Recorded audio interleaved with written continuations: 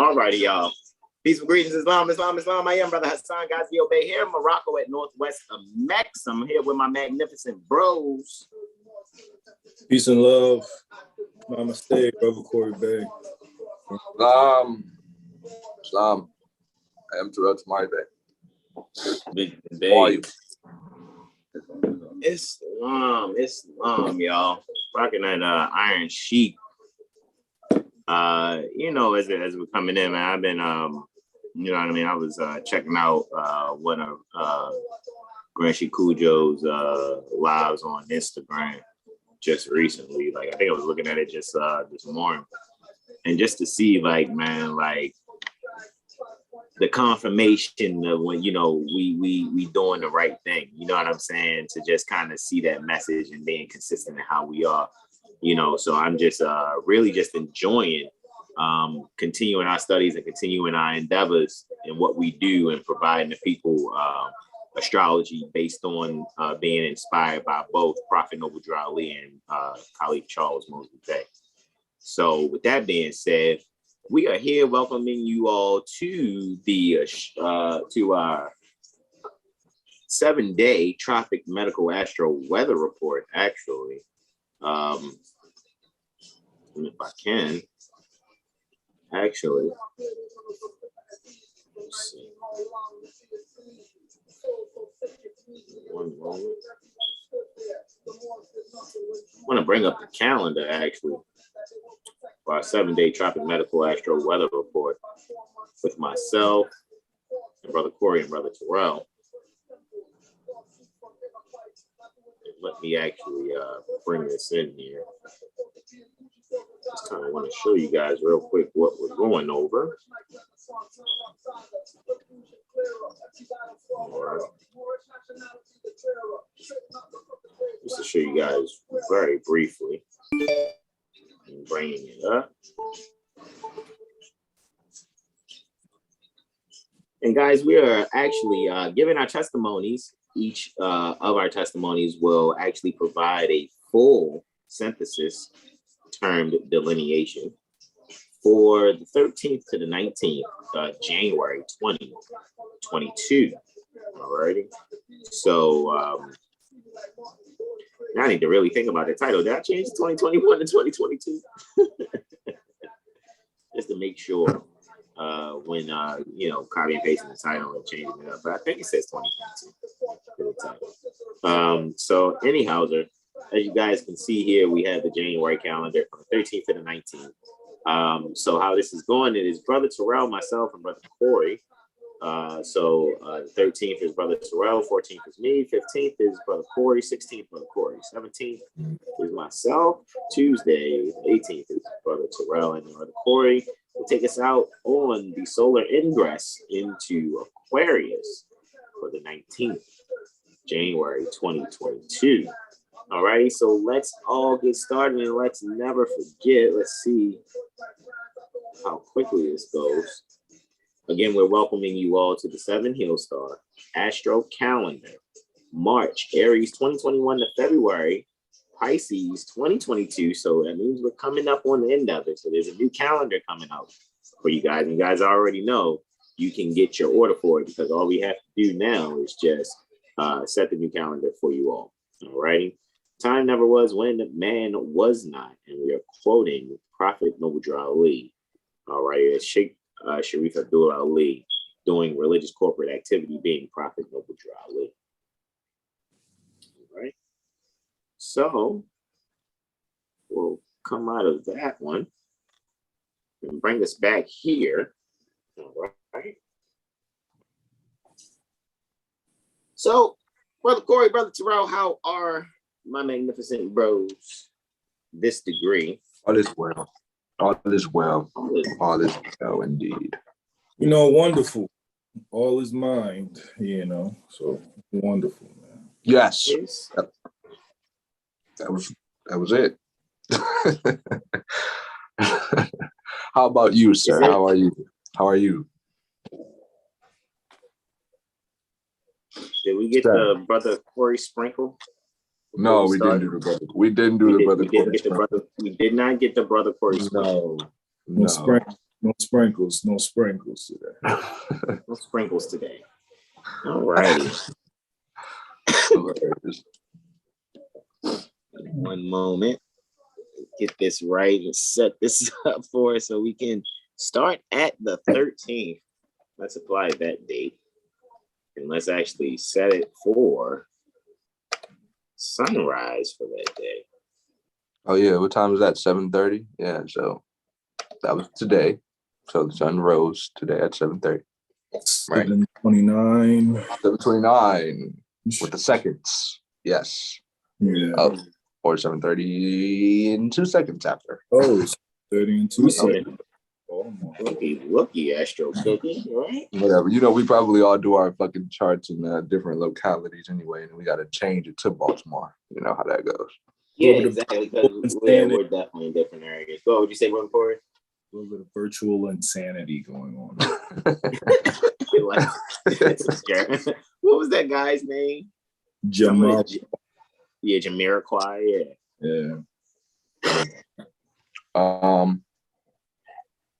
So yeah, sunrise 7:30 and the sun sets at 17:01.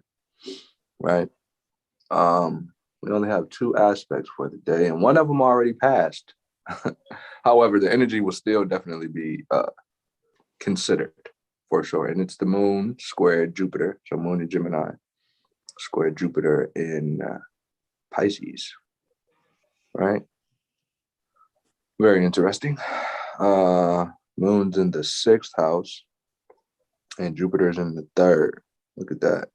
It's an interesting relationship. Sagittarius on the rise. Jupiter in the 3rd.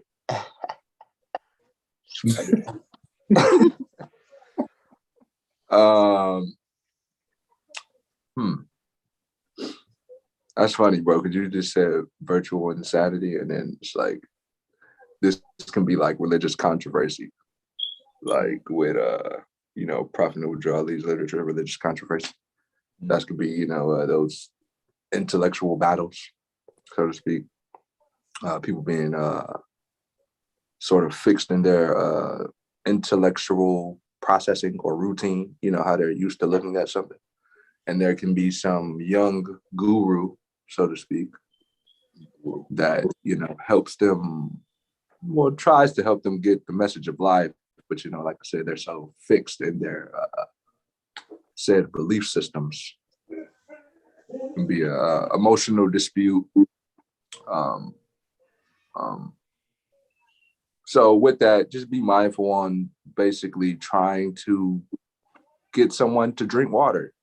You show them the water well. So, it's up to them to, put their mouth to the water and drink. So young guru is Mercury, right? Guru is Mercury. Is that correct? Guru is Jupiter, yeah. Young Jupiter. Yo,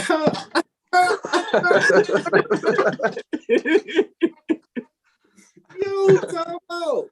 He just said a young guru, right? So that's a young Jupiter, that's a young hole, right? And then Jag just said, I wish you wheels, I wish you wealth, I wish you insight so you can see for yourself. All right.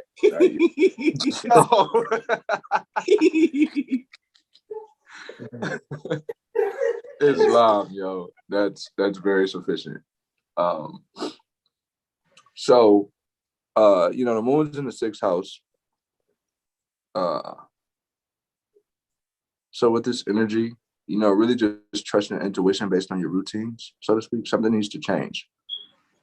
So use that foundation to, use your will to change that foundation you're kind of used to, that isn't, beneficial, so to speak. And not so personally, again, just be open to expand your mind, consider things that you've considered fake or whatever. Like an example, let me just give an example to clarify it. It was a time where this woman she asked me if I knew that my belly button was a belly button, because I told her that she came from her mother, but she was like, but what if, like, yeah, it was, yeah. when we try to make up these things to like,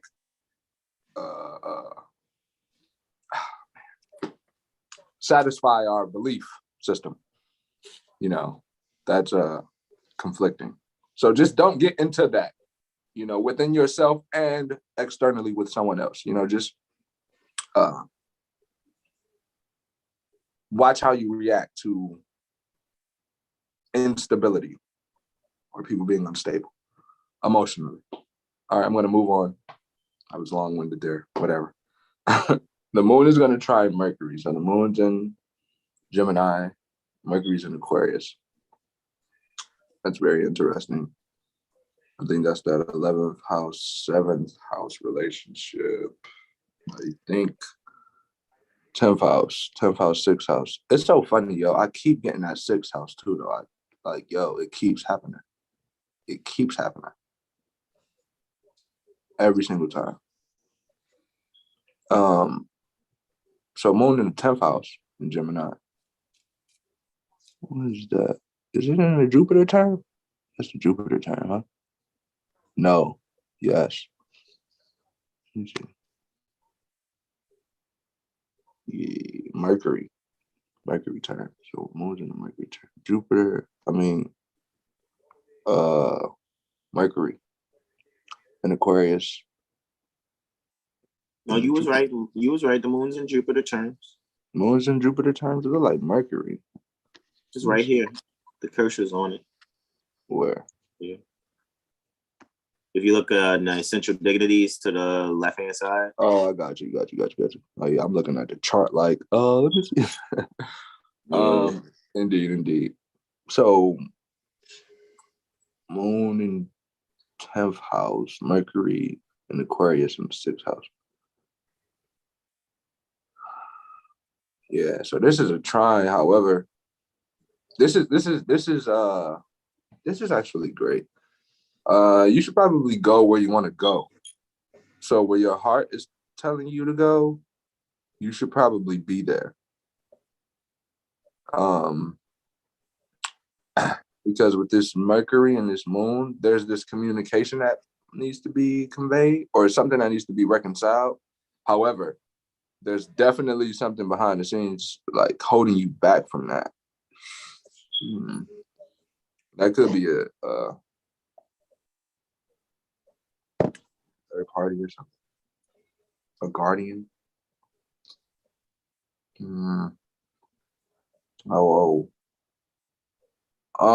Yeah, so just principles, right? Principles. So there's this disconnect with principles, or there can be this connection that comes about with really expressing yourself effectively to, really get someone to realize how you want to live your life rather than how they are trying to say you should, if that's sort of that situation. But that can be also internalized because you could be thinking about what someone suggested for your life, so to speak. So yeah, maybe you really should get into clarifying your emotions, like really know why you feel how you feel, instead of just saying you're feeling this way or whatever, and not really getting to the root of that feeling. That's important.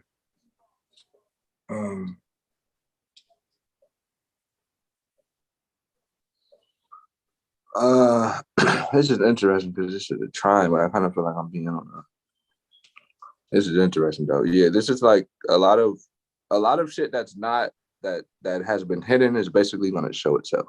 Like those insincere energies or ungrateful people, or people who are trying to put certain thoughts in your mind. You're going to see like that deceit behind that characteristic or that being, whoever it is, specifically. And it could be yourself. It could be self-inflicted again. So just really watch how you're treating yourself, or those thoughts that you are consistently thinking, because you are creating a reality. So just be mindful with how you utilize your mind, the thoughts that you consistently think and that you're creating for your, your future, your next moment, basically. Yeah. So really just get into yourself, know yourself, really. Seriously. I'll yield with that. Indeed, Brother Terrell. And next is Friday, 14th January 2022. The sunrise will be at 0700, 29 minutes and 43 seconds thereafter. According to the transits near the Baltimore Corporation, Maryland State Republic. Alrighty, and we see on that day the sun's at 24 degrees Capricorn, 19 minutes. And for the first transit that I have, it is Luna trine Saturn.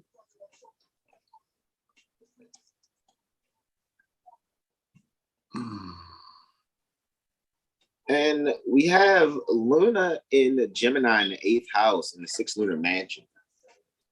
120 degrees in aspect to Saturn in Aquarius in the 4th house in the 25th lunar mansion.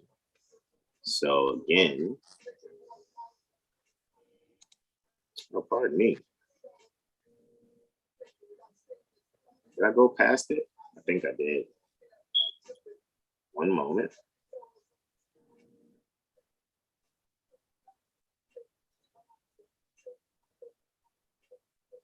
Let's make sure I got this right. Said in the 8th house, right? Okay, there we go. Gemini in the 8th house, right? And Saturn is here, and the 4th in the 25th dimension. All right. Of course, guys, every time we give you an aspect, of course, this here is a trine between the air signs Aquarius for Saturn and Gemini for Luna. All right. This trine is partile at 13 degrees, 23 minutes. Now, the moon is in a place here that deals with accidents to wheeled vehicles, alrighty, as well as imitation and acting. And it's approaching, not too far away, just 20 minutes away from Uranus's north node. You know, when you think about the north node period, north node, immediately we think about when they talk about the lunar north node. We're thinking about, you know, that direction opposite our comfort zone.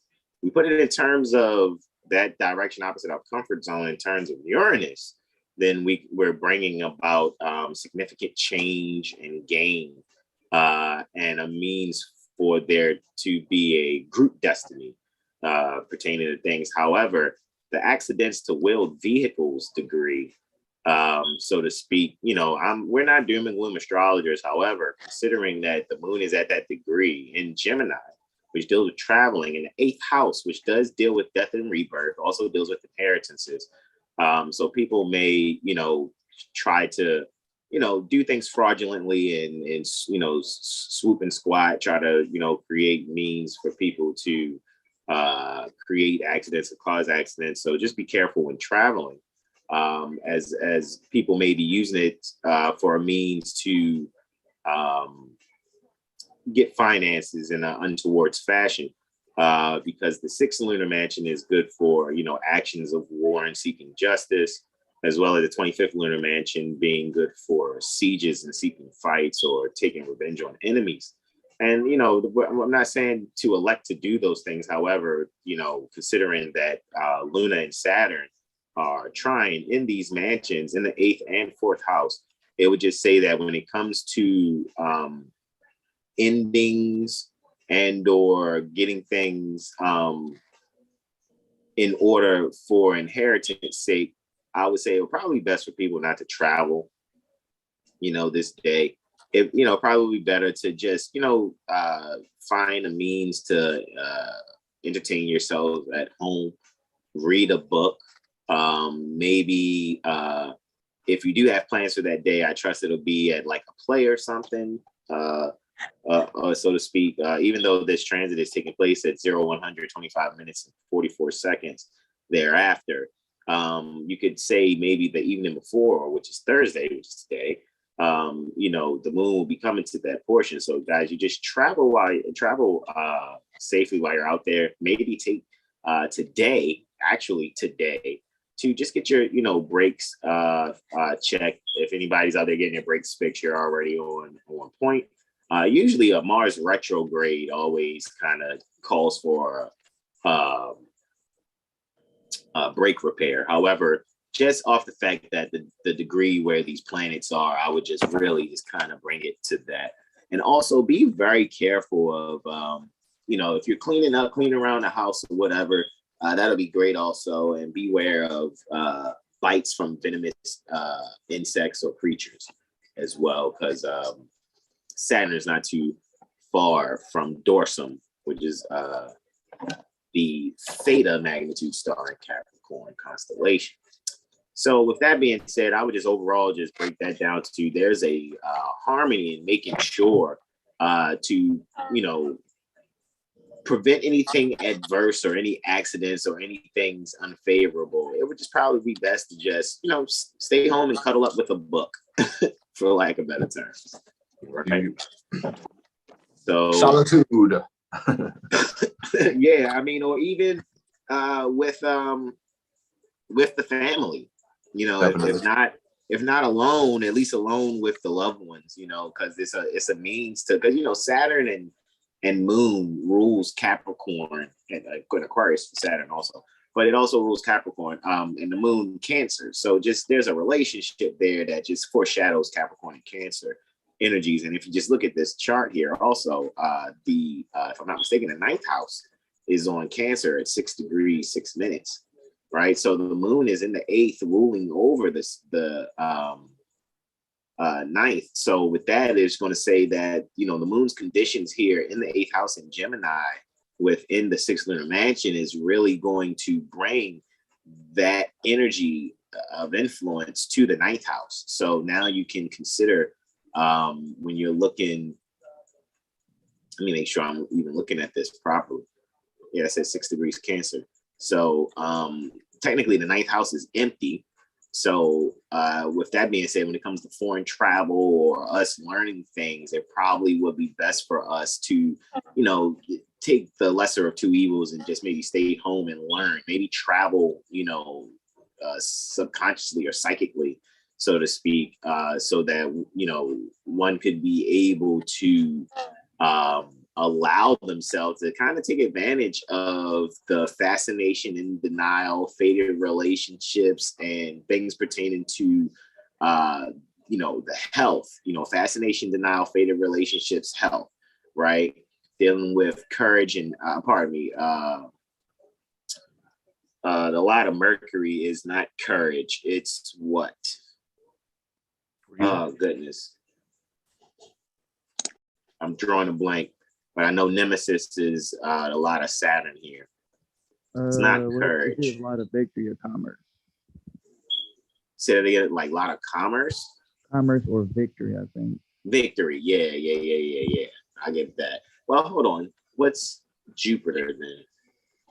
Jupiter's the lot of courage. No, that's Mars. Mars is courage. I'm drawing a blank, but it's all good. It's no worries. However, there's a theme here, is what I'm saying, within that 8th house.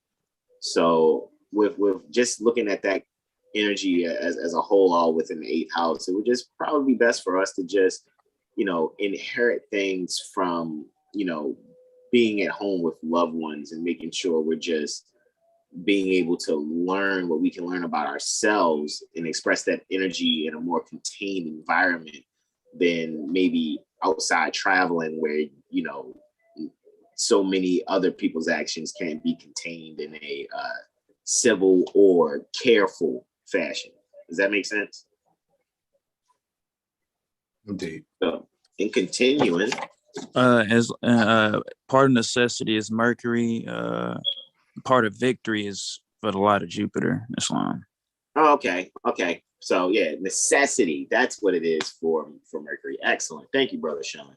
So see, man, my magnificent bros. As y'all can see, I know you guys only seeing me, Brother Corey, and Brother Terrell, but Brother Sean and Brother Benjamin are here also. And this is why I love this spot. This is why I love what Prophet Noble Drew Ali has brought us in and reminded us, because we can take what Prophet Noble Drew Ali has shared in his literature, meet him in his literature, and learn not to be dogmatic and negatively,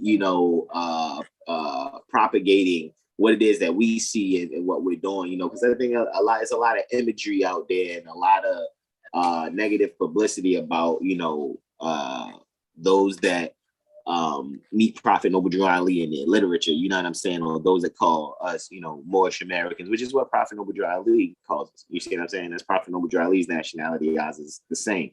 You know what I mean? When we are analyzing the 101 questions for Moorish Americans. So I said all of that to say, I love it when my magnificent bro, you know what I mean, when we back each other up, because that really is good energy to plant into the universe, you know what I mean, so that it'll further encourage other beings, other places to either, unite with their loved ones or their brothers and mothers around them, or you guys can,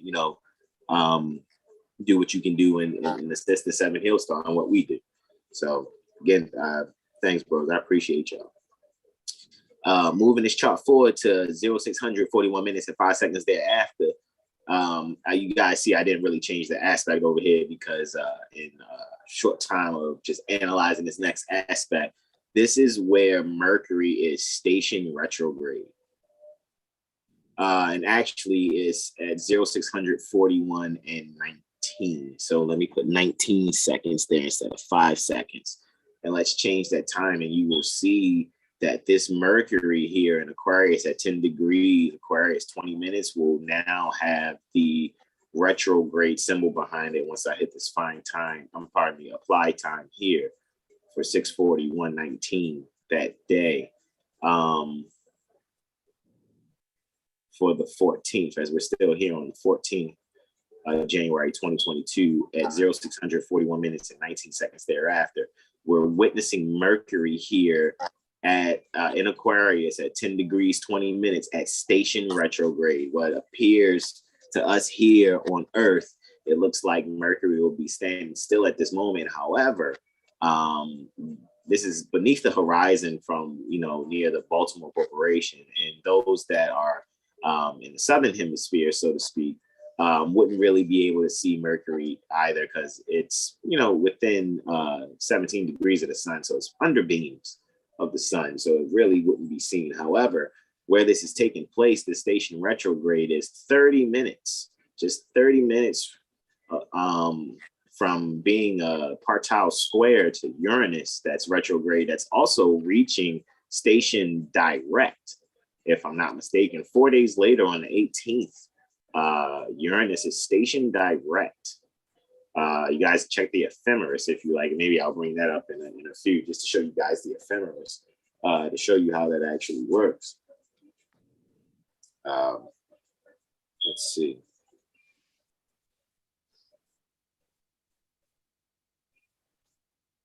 All right, I'll bring that up in a second. I'll show you guys from an ephemeris point of view. With that being said, though, however, and continuing to go into the testimony for this, Mercury square Uranus, Mercury station retrograde squaring Uranus that's about to go station direct.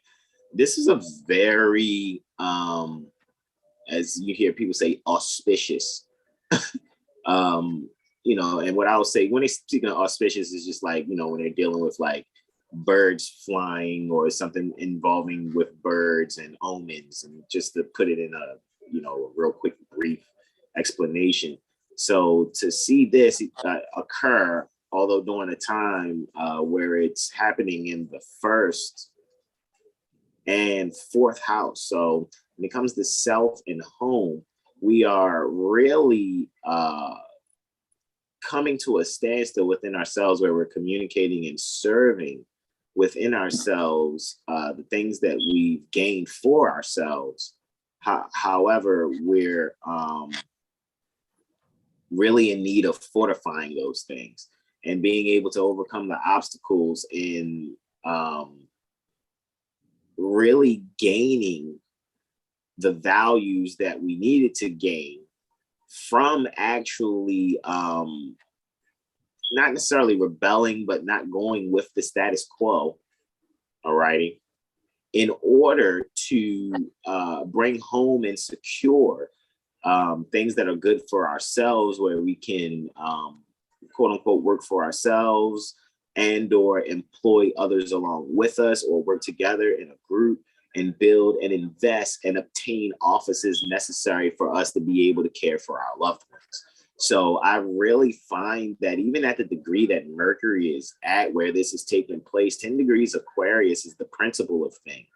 And it's just before Neptune's north node at 11 degrees, 10 minutes, which really just lets me know before Mercury even touches on the planet that deals with institutions and really deals with self-discipline, because Neptune is about self-discipline when it comes to co-ruling with Pisces, right? I know people will be like, well, it's Saturn. Saturn is discipline. Yes, Saturn is collectively, like, overall your statistical discipline.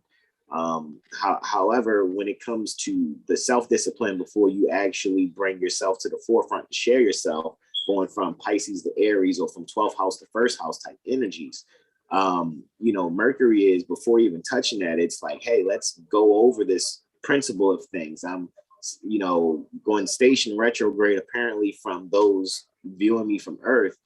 I'm just 20 minutes past the degree pertaining to the principles of things. So I think here is where, this is strike one, right? This is the end of strike one, all right? And then it's going to go back, for 20 days or 21 days or so. Mercury, will appear to transit backwards, even though it's not actually doing that. It's just based on our perspective here on Earth, back through Aquarius, thus ending strike two. And then it will be stationed direct and appear to transit direct and completing strike three once it comes back to 10 degrees, 20 minutes Aquarius. And I think we should really analyze those degrees within our own private studies to see those degrees in which Mercury is actually doing its three strikes, where it began to slow down, where it went station retrograde, where it goes station direct is where it actually slowed down, and then it completes its third strike once it goes past it. So it's three strikes, you're out. The point at station direct, but it's the point where it slows down, comes down to station retrograde, goes back to the station direct point. That's the end of strike two, and then it goes forward to strike three. So that way you can get the gobble gobble turkey, that's a bowling reference, out of the situation, right? Three strikes in a row is called the turkey in bowling. So that way you can give thanks in what you need to analyze and what you have been thinking and or communicating, being able to regulate things pertaining to inheritance and transforming those things that deals with children, matrimony, and love. And I just did that going in fashion from Mercury to Pluto to Sun, Juno, and Venus, all in the first house. And that self-reflection there in status will pour into the home. So it's a lot of, still, even though it's just happening in Capricorn, it's in the first house, but it's aspecting Uranus in the fourth. So there's another kind of Capricorn Cancer reference there. It's that 10-4 energy or 4-10 energy. Pardon me. So with that being said, in moving forward, now let me add to that, just real brief too. It's literally just really basically the principle of things, like you said. So think about the move that you're making, because it's going to be lasting and permanent in a sense. So really consider the moves you make. Yeah, because this is a building moment, to add to your wisdom, because Uranus is retrograde at 10 degrees 50 minutes, and from 10 degrees Taurus to 12 degrees Taurus is architecture. Yep. So that deals with building and constructing. So yeah, it's at the end of the day, this is like dot your I's, cross your T's type theme. That's what I was saying before we went live. This is kind of how I see the theme pertaining to the different testimonies that I have, but I would like to see how it comes up, not to like put the spirit on, you know, y'all brothers' testimonies, because y'all may have something that actually will expand my, you know, perspective on the theme actually. So that's what I'm just seeing. But go ahead, brother, Terrell. That's it. That's as simple as that. Because the decisions have to be, the decisions we make are with this energy, they're permanent. So consider with that Uranus and Taurus specifically, because where it's at, its location. So really consider the moves you're making and how you're making those moves based off what.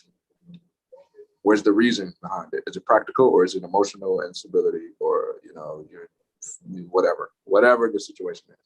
You know what that is. You know, I can't just put it in a box. So yeah. No, you're good. I should have used this one from the jump. So let me just get this one in order. And we was at 641.19, of course, but we were there for, that was the 14th, right? As well as 641.19. That's what I'm gonna get it to. Pardon me. 641 and 19. All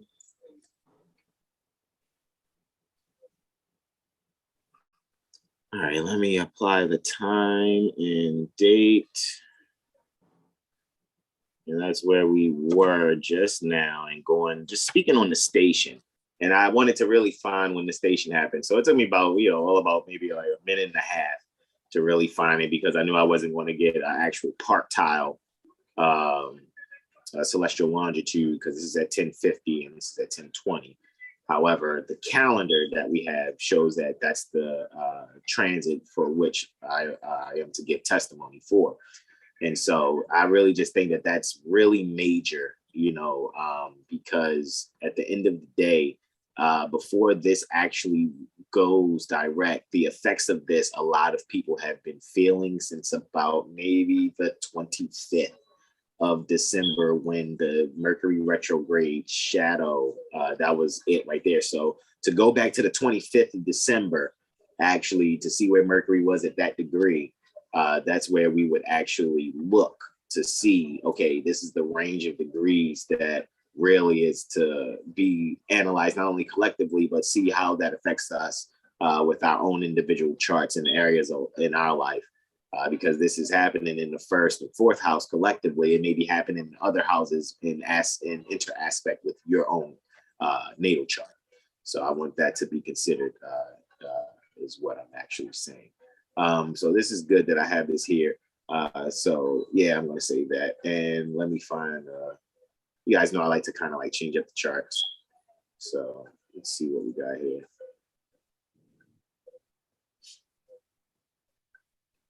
I think I'm going to bring this one up first, since I got two more to do. I'm not trying to make the chart smaller for you guys. I just want to kind of make these essential dignities a little larger, just look at a few things as I'm kind of going into it, and kind of show you an aspect grid over here on the lower left corner too, to just so you can guys kind of see the conditions of, even though I may be doing one transit, or the brothers may be doing the transit, but you can see other conditions that the planets are under and or influencing.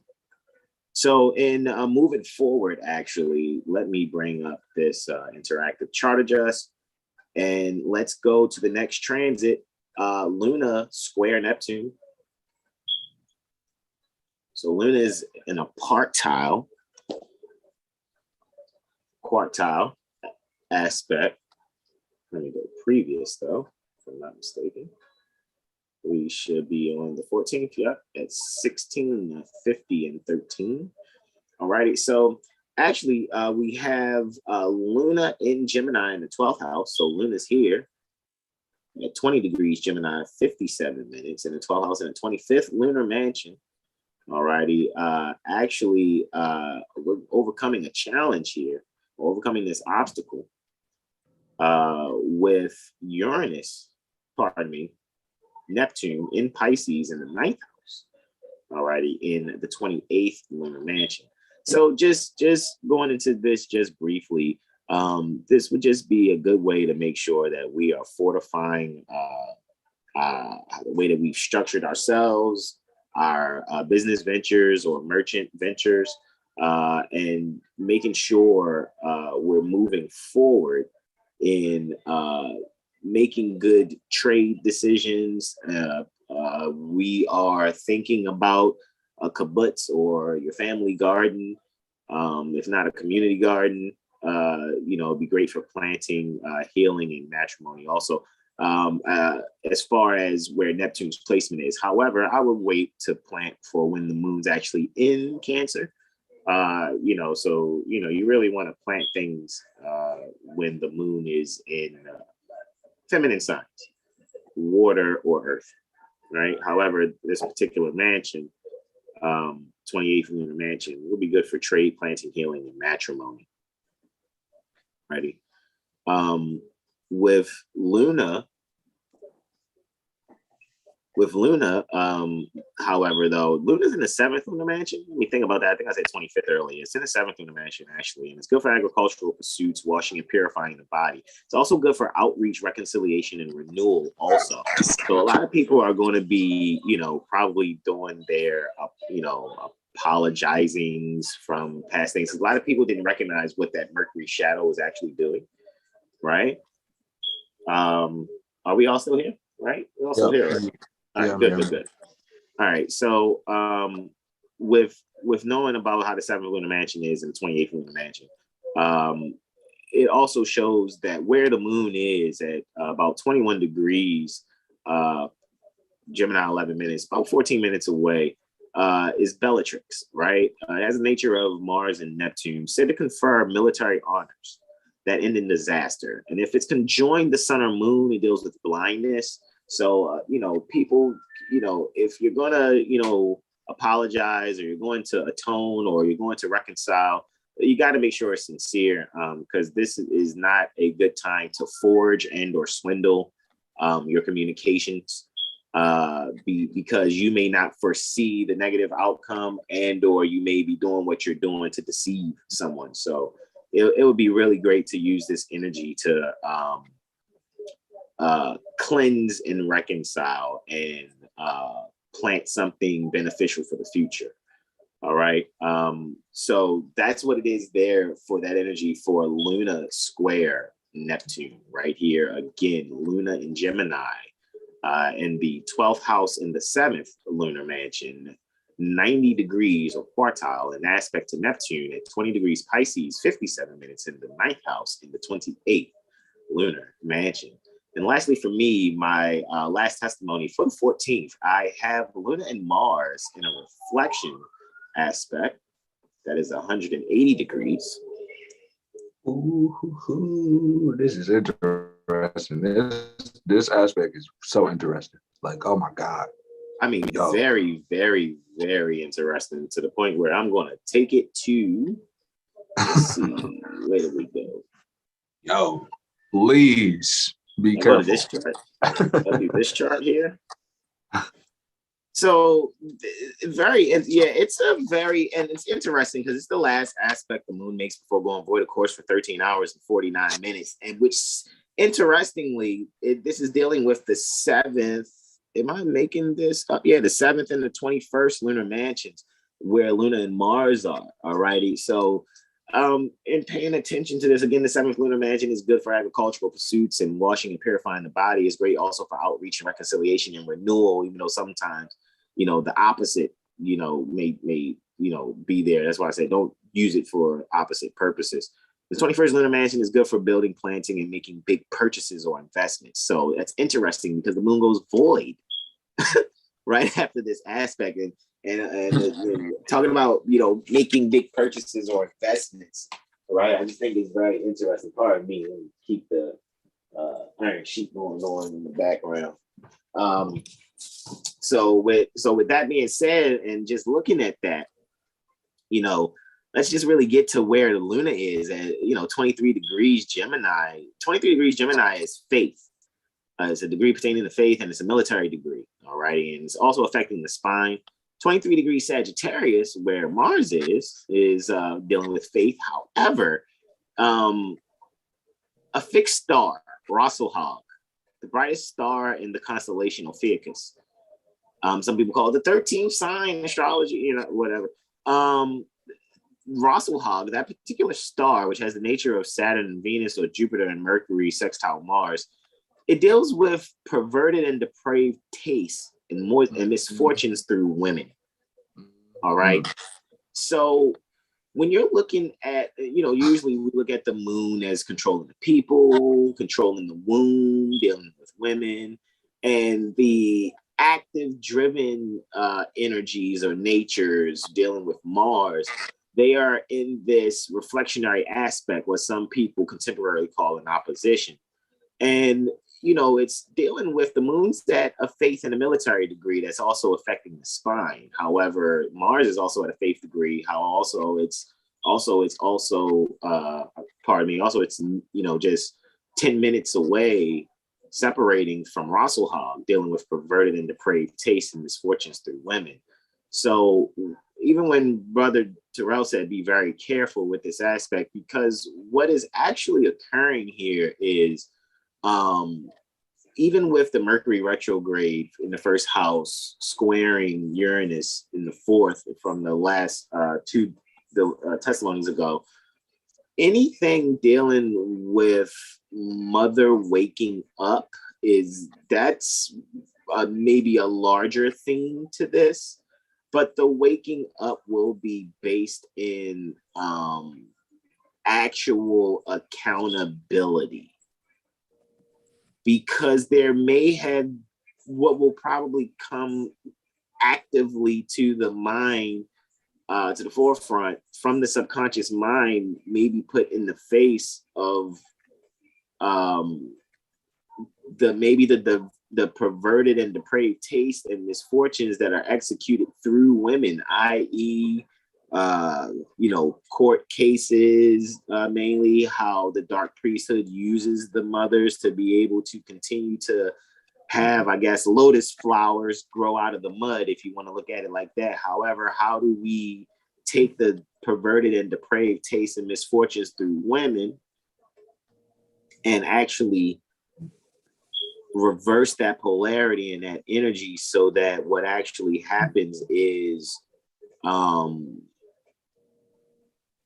faithful things that actually allow a strength and courage in being humane and civil is actually what takes place primarily. So that boils down to Prophet Noble Drew Ali publishing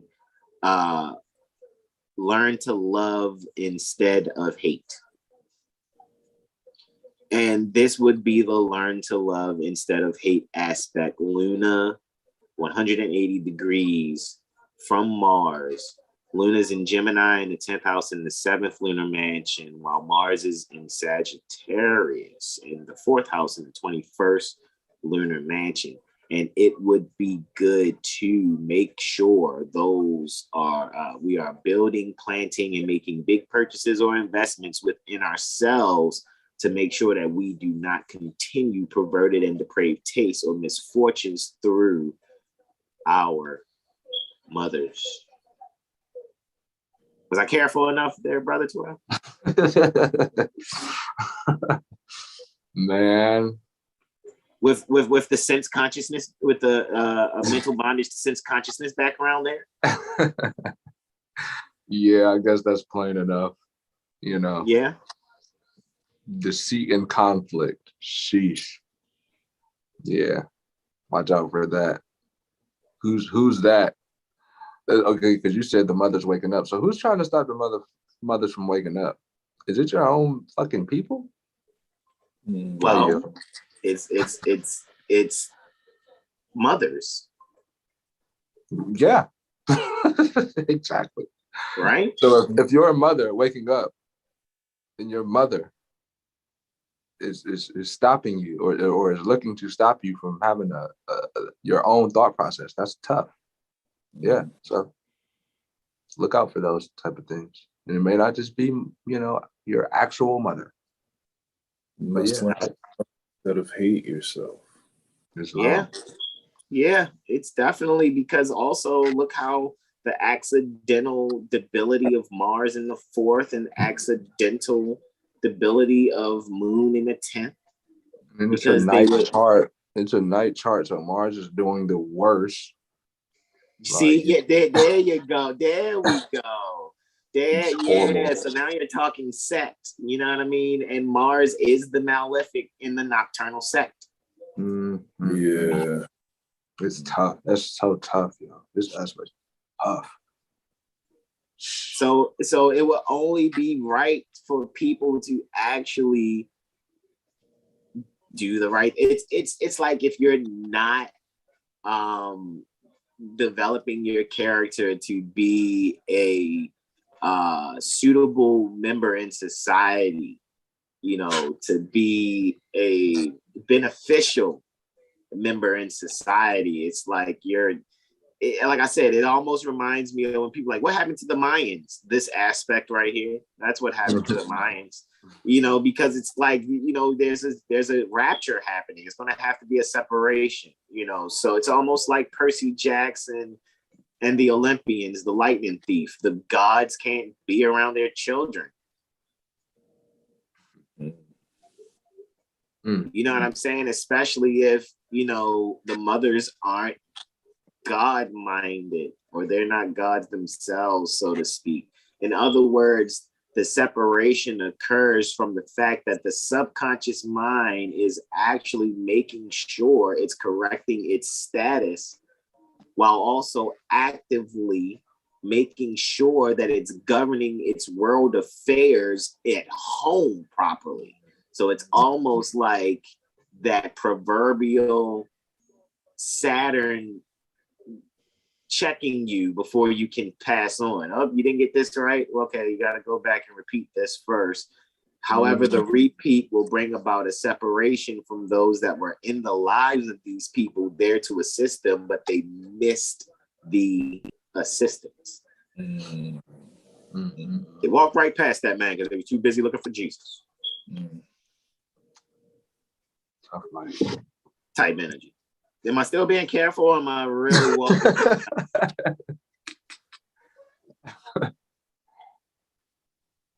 I you know, the people. I think the people want it straight up and raw. So pause.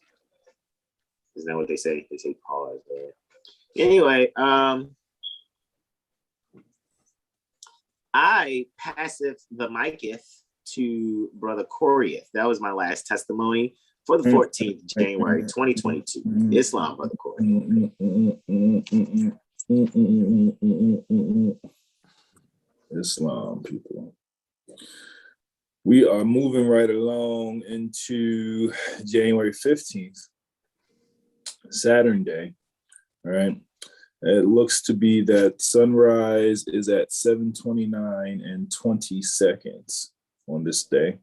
Sunset will be at 17:03, actually. Our first observation or aspect we will be observing will be Luna ingressing Cancer. As Brother Hasan mentioned earlier, this is a great time for seeding, planting, with Luna and Cancer here. Luna's feeling at home, sensitive communications, right? Sensitivity at home, increased sensitivity pertaining to intuition or subconscious communications,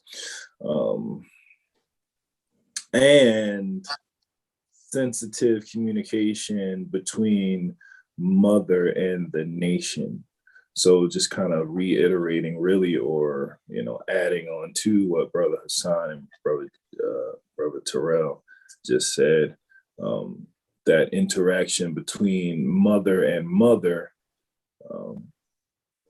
is sensitive right now. Some of this energy presents that it may be potentially volatile.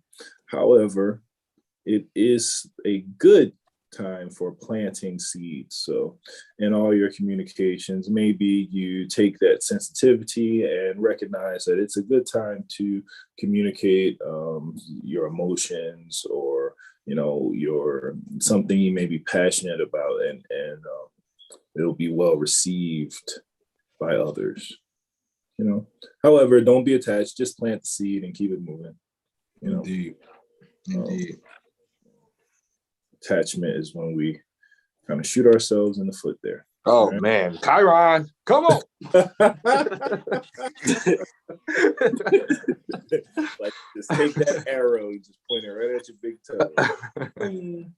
All right. Moving along, we will observe the next partile aspect will be Luna trine Jupiter, right? Luna trine Guru. All right, that'll be at 1831 or 1830 and 32 seconds if you're observing from the Baltimore corporate territory. All right, so Luna's still in Cancer. Luna is hanging out in the 11th house. Yeah, 11th house. All right, and that's Jupiter in the 8th then. Yes, still in the 8th. That's 7. That's 7th. It's still 7th. Oh, pardon me. Yeah, 11th and 7th. Yeah. It's hugging the 8th, though. Like a mug. Hello. Pardon my French there. It's in the 7th. 8th house is conjunct Fomalhaut. Yep. Fomal on Holt, conjuncting in the 8th. Interesting. Mm-hmm. So this is a partile aspect. They are respectively, Luna and Jupiter are respectively at 3 degrees, 38 minutes.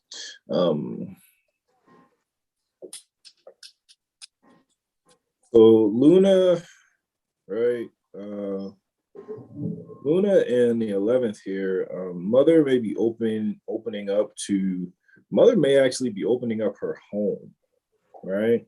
Or opening up in a way, be it to that subconscious that we were speaking of, or opening up to some intuitive aspects or whatever, and somehow sharing this energy creates an opportunity to inherit, right, or receive some type of abundance here, spiritually, if you will. And this will have to do with how you're relating to others.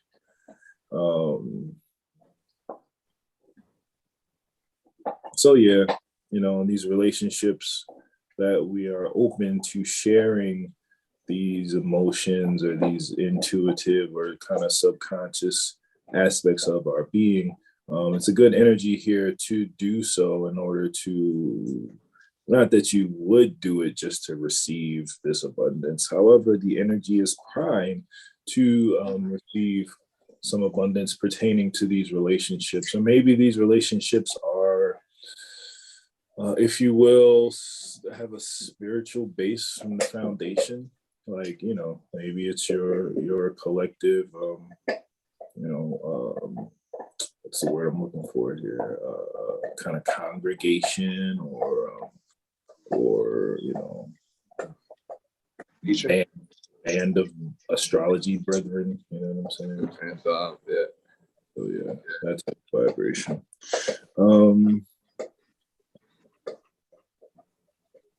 Yeah, so tuning into that which is the divine feminine energy opens portals to receive that abundance or spiritual abundance, which is on the cusp of being veiled, if you will. So like, take the opportunity here and receive this abundance, because this abundance kind of is like, it's just being unveiled, or may go behind the veil again, if you don't access this energy, right? Like how I said, divine feminine, wink wink, like clickbait. Maybe we'll get some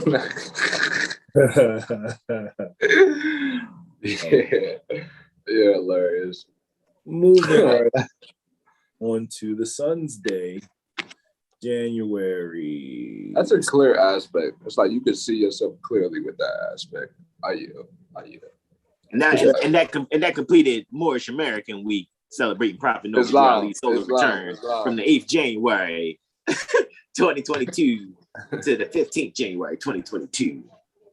All right, I won't try Jupiter aspect though. That's amazing. I know, right? It is wow. That is quite the amazing observation. That is. All right. Sunday, yes. Sunrise appears to be 7:28 and 57 seconds. Sunset appears to be 17:04. All right.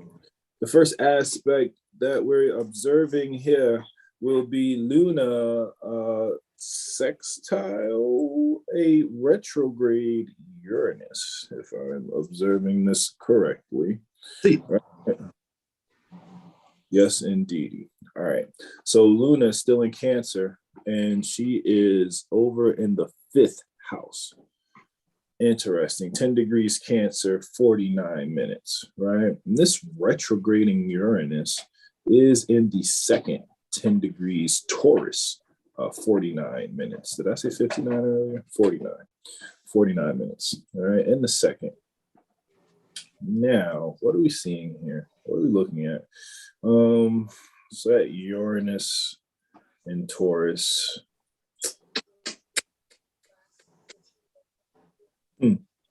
We're looking at the Luna is on a historical degree, right? History. So like being sensitive to mother's history or lineage here at home.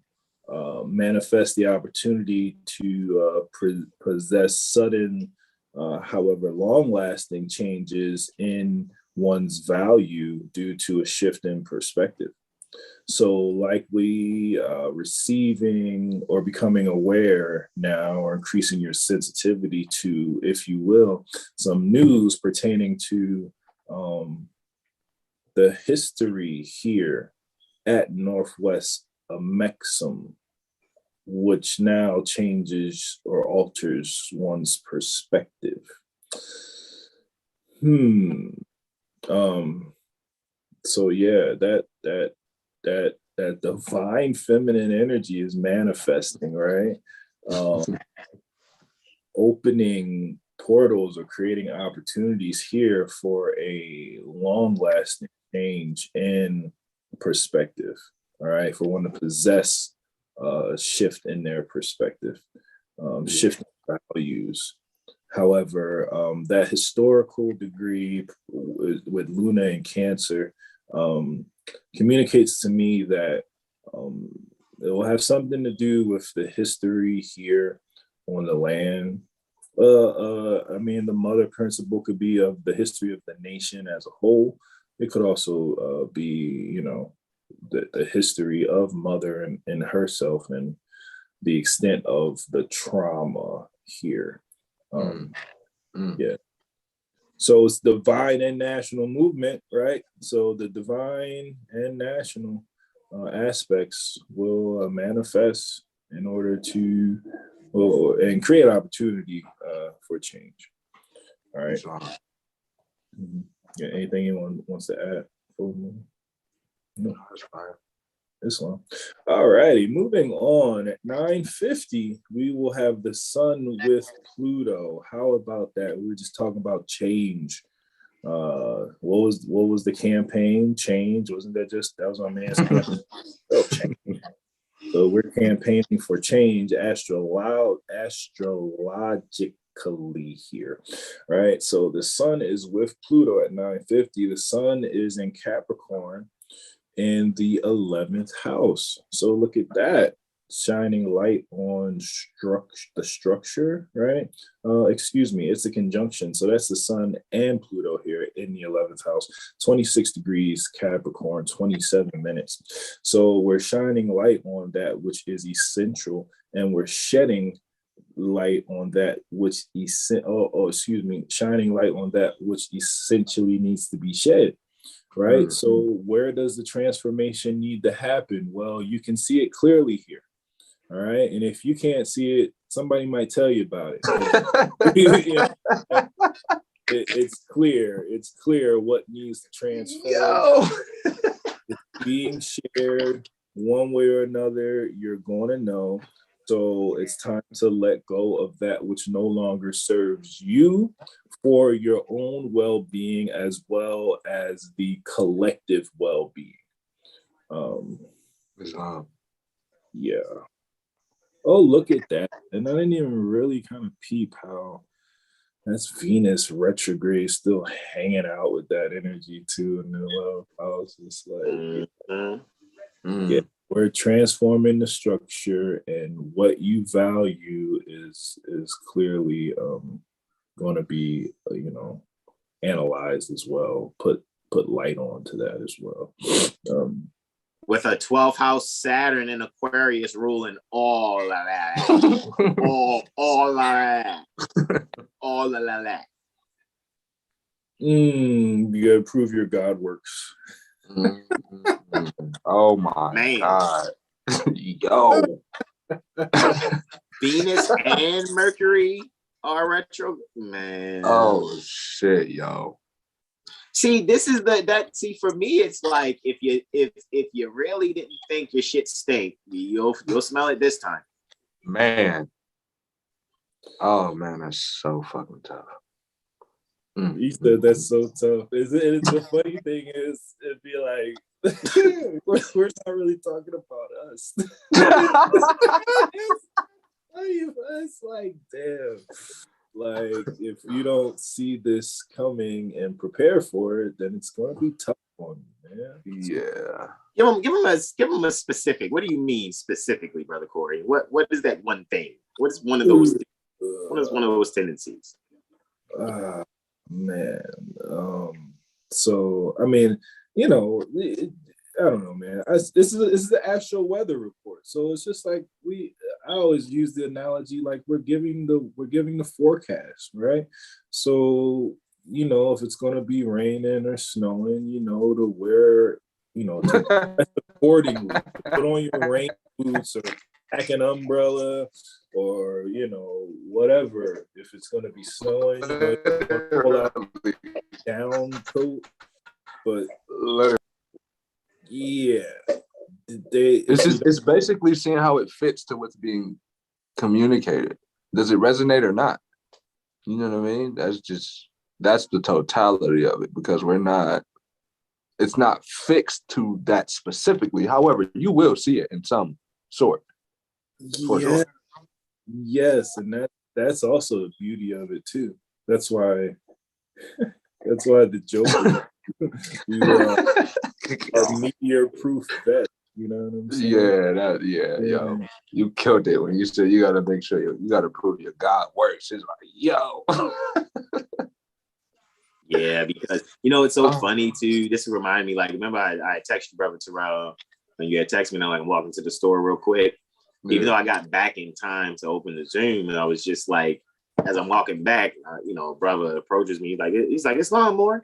I'm like, it's Moor all as well. I'm like, yeah. I'm like, man, good to see you. And I'm just keep walking. He's like, hold on, brother, can I a couple minutes? I'm like, yeah, what's up? And it's interesting because in that moment, to see the conversation that I was just having with him, just being myself, I could see levels of him getting right. Yeah. Like, it was like that kind of energy. And I'm like, that's what I've been feeling cooking up. I'm telling you, it's going to be a lot. When Brother Corey says, prove your God works, whatever bullshit people are doing within any community organization that we're supposed to be getting along on, all that pomp and circumstance of being tough with a puffed up chest, that shit is like a house of cards. And all it's going to take is for somebody to make a wish and go. Yeah. Literally. Saturn and Mercury going.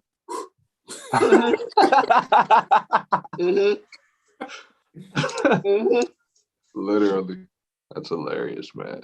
Wow. However, let's consider this. That Mercury does really good in Aquarius. Mm-hmm. So does Saturn. Mm-hmm. And Pisces and Neptune are all, and everybody's rising. Everybody in the East is home. Or Mercury does good in Aquarius. So it's like, hold on, time out. What's happening here? Then not only is Mercury retrograde, like let's just kind of pay attention to the fact that, you know, North Node's back in Gemini. Right. Yeah. That's funny. That John is literally talk about recalling memories you thought you could avoid. Oh, wait. Did you say deja vu? Not only a deja vu, it's like, okay, I told you had to do this. You ready to do this now? Oh, follow the yellow brick road. Proving God works. Like you're saying, it's like the proving your God works, what Brother Corey is saying is, are you done spinning your tires in the mud? That's what I hear. There's multiple ways. Stop rejecting the 2x4s and let us get your tires out the mud. Yeah, stop dribbling. Just to add, it's like your girl coming to the gym and you just dribbling out of control. Use the basics, man. In and out, make the move. Prove that your practice works. But I yield. He got no bucket doing all that. You know what I mean? Yeah. Straight up. Yeah.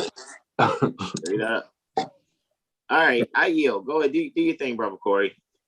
Are you home, Dorothy, or are you representing the Lollipop Guild? And then I had Luna opposite Mars, and you got Luna opposite Venus. Look at this. Hilarious. No, I'm gonna wait till you're ready, though, Brother Corey. All right, we're going 1550. We have Luna opposite the retrograde Venus, right? Yes. House. Wow. Goodness gracious. Yes. Luna's in Cancer. Man, there's going to be a lot of Lauras out there. Like, oh my God, I didn't think Steve could get Myra. Oh my God. Talking about Steve, or you talking about Stefan Urkel? Man, Steve, look, see, if Laura couldn't accept Steve until he was Stefan, that's what I'm telling you. The first strike is Myra. Never forget that. Because everybody was like, hold on, Myra looked better than Laura anyway. I think Steve's winning. Hold on, Steve's winning. And Stefan is, you know, it's almost like Stefan is, because they're both nationals. It's just one was accepted that had suspenders. Mary, accepted her son. She accepted the Orkel. She accepted that light.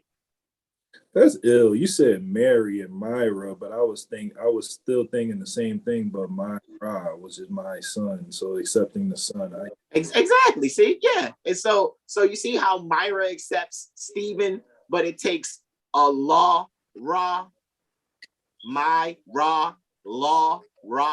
to accept a Stefan Orkel. He had to be corrected to something else in order to be accepted by Ra's sight.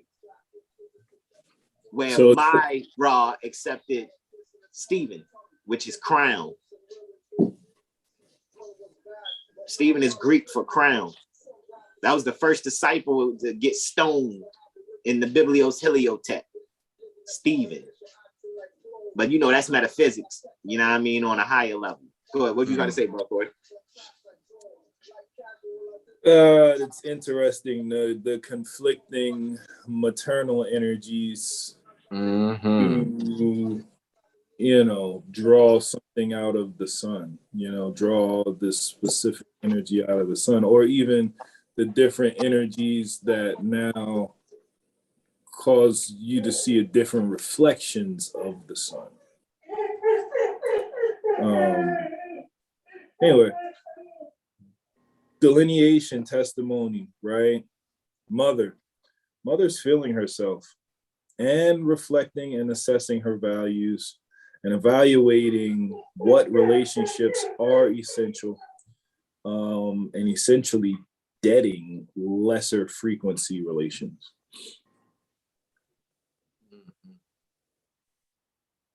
It's a conflict with elder and younger women for sure. Yeah. Yes.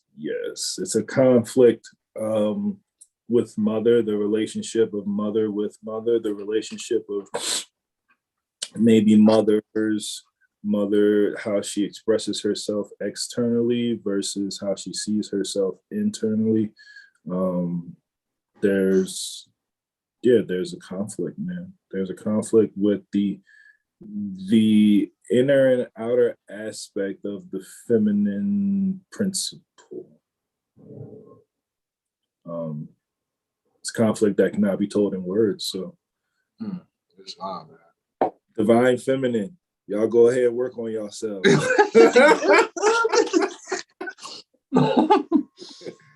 Man, seriously, it starts with you, woman. You are the Stargate. What you gonna do? You're the Stargate. What you gonna do? You're the nation. You know what I'm saying? Yeah, everything comes through you. So, make it happen, Kevin. On that note, yo, bro, let's put it into perspective like this. If we could just give them an analogy. So, like, if your pops, because we said if the mother was waking up and her mother tried to keep her asleep. So if your pops was trying to keep you asleep, what's your reaction?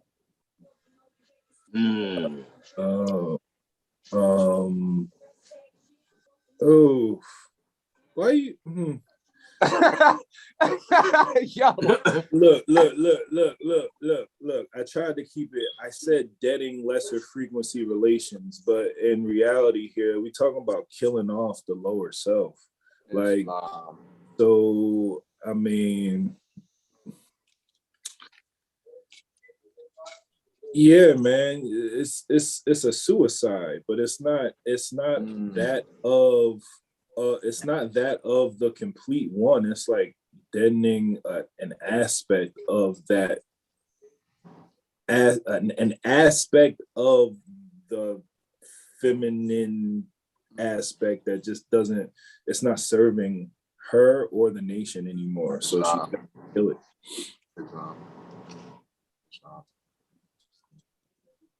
Yeah.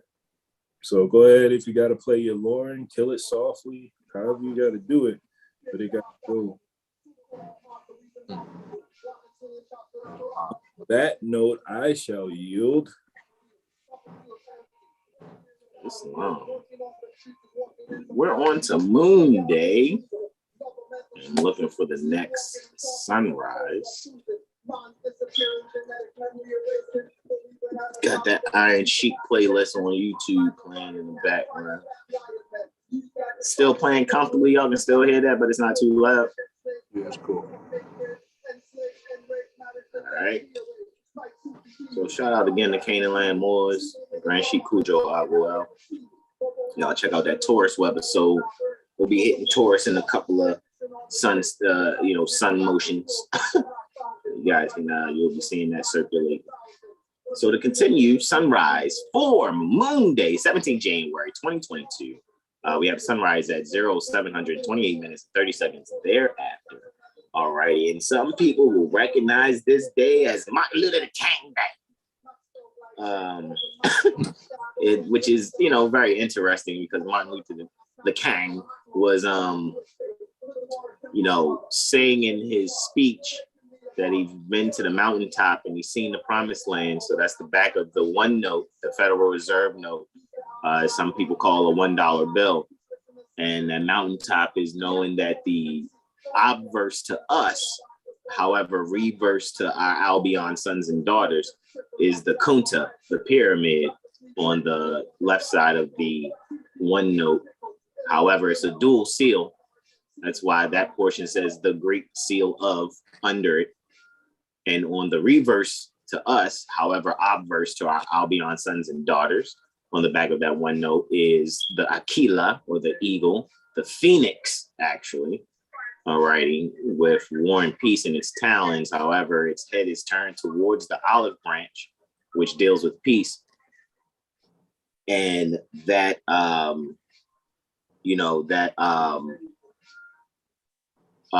actual olive branches, Islam, travel safely. So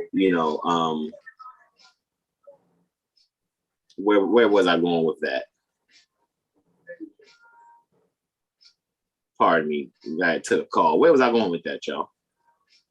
You was at the mountaintop explaining. Martin Luther King, right? Yeah. So looking at that side War and Peace, which is the olive branch and the arrows and the talons of the eagle on the right side of that one note. Martin Luther King was the one, or Michael King was the one that was in his speeches, revealing what that is. Mountaintop, promised land. Basically he's was a national. He knows what people call the Masonic secret. However, us being Moorish American, me speaking up for myself and anyone else here, we know that we are not by, lodge or oath, death oath. We are not anything but mothers and sons, which is what my son is. But when you look at the term Masonry, son, S-O-N, is in the middle, or is, in the state that has Mary, M-A-N-R-Y, with child. So it shows the son that, Mary has the sun in the center of her, which is the word masonry. So, when you actually think about, Martin Luther King after true knowledge, it'll take you back even to, the fact that he was also letting you know that Emmanuel Benjamin Bey Muali, who in U.S. as they call it, history, is Benjamin Banneker, who is termed so far, according to our studies, responsible for releasing the acronym GOD, which people call God, which stands for Governance Departments, Ordnance Departments, and the D is for Department of Justice. And however, that GOD acronym being released to the dark priesthood for the sake, for the purposes of those of us here at the North Gate on the Americas, have violated our own dollar and 4/4 system, and in doing such, the mental imprisoning took place with the dark priesthood mentally enslaving the heirs that are here on American soil. So for Martin Luther King Day would be a great day to magnify Prophet Noble Drali and nationality, is the reason why I said everything I just said. Because in his I Have a Dream speech, that's very Piscean. However, we're pouring out the knowledge here. We're being very Aquarian in unveiling what seems to be mystical or mythical speeches or presentations by Prince Hall affiliates, such as Martin Luther King. Did I say anything wrong? Correct me if I said anything wrong there, brothers. All clear over here. It's Islam. So with that being said, in continuing, let's move on to our first testimony, which actually is for the 17th. We have a full Luna. We have what is called Purnima. Purnima is Sanskrit or Hindi. Some people would say Purnima for the full moon, right? So we actually, pardon me, this should say Sol, and this should say Luna, and this should say 180, right? Give me one moment. Get this iron sheet back on. Boom, boom. Yes. Okay. All right. So in moving forward, the next aspect, we're looking for the sun and Luna to be an aspect 180 degrees So the sun has obviously set because it's below the horizon. We already know first house, seventh house axis is the horizon. All righty. And so from us being on Earth, we would be able to see what's in the sky at this time. We will see Luna, Uranus, Neptune, and Jupiter, probably with the naked eye, only Luna and Jupiter. However, Luna is just rising. It's in the 12th house. All righty. So I have Luna in Cancer in the, let me make sure I got this right. Thing in the 12th house in the 9th lunar mansion. Hold on, let me make sure I'm looking at this properly.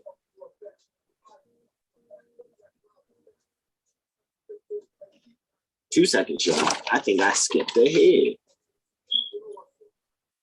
I did. I skipped ahead 2 whole testimonies. Let's go back for a second. Luna trying Neptune. I actually skipped to number 3. Let's go back to 1 and 2 first. All right, y'all. Perdóneme. All right. 17 January at 0500, 18 minutes and 38 seconds thereafter, we have Luna trine Neptune. So Luna's at 21 degrees Cancer 1 minute. Neptune's at 21 degrees Pisces 1 minute. It's the 3rd house, 7th house type interaction. Luna's in Cancer in the 7th house in the 9th lunar mansion. 120 degrees in aspect to Neptune in Pisces in the 3rd house in the 28th lunar mansion. And Luna's actually, you know, separating 15 degrees from being in conjunct with